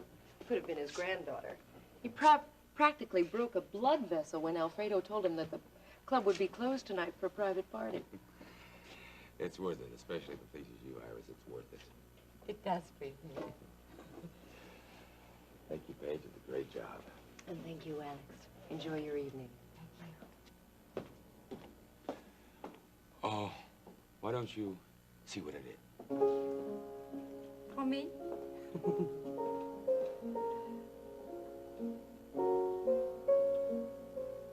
It's your wedding gift.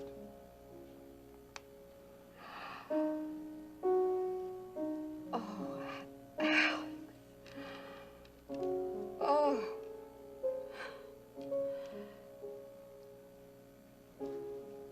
Oh, it's beautiful.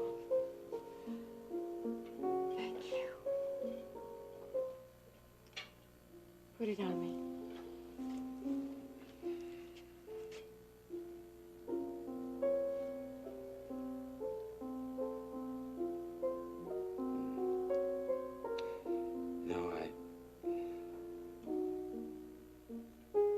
Had so little time to do anything except think about how happy I am that we have our love and about our coming marriage. Alex, you cannot know how very happy I am. I think they're playing our song. Shall we dance?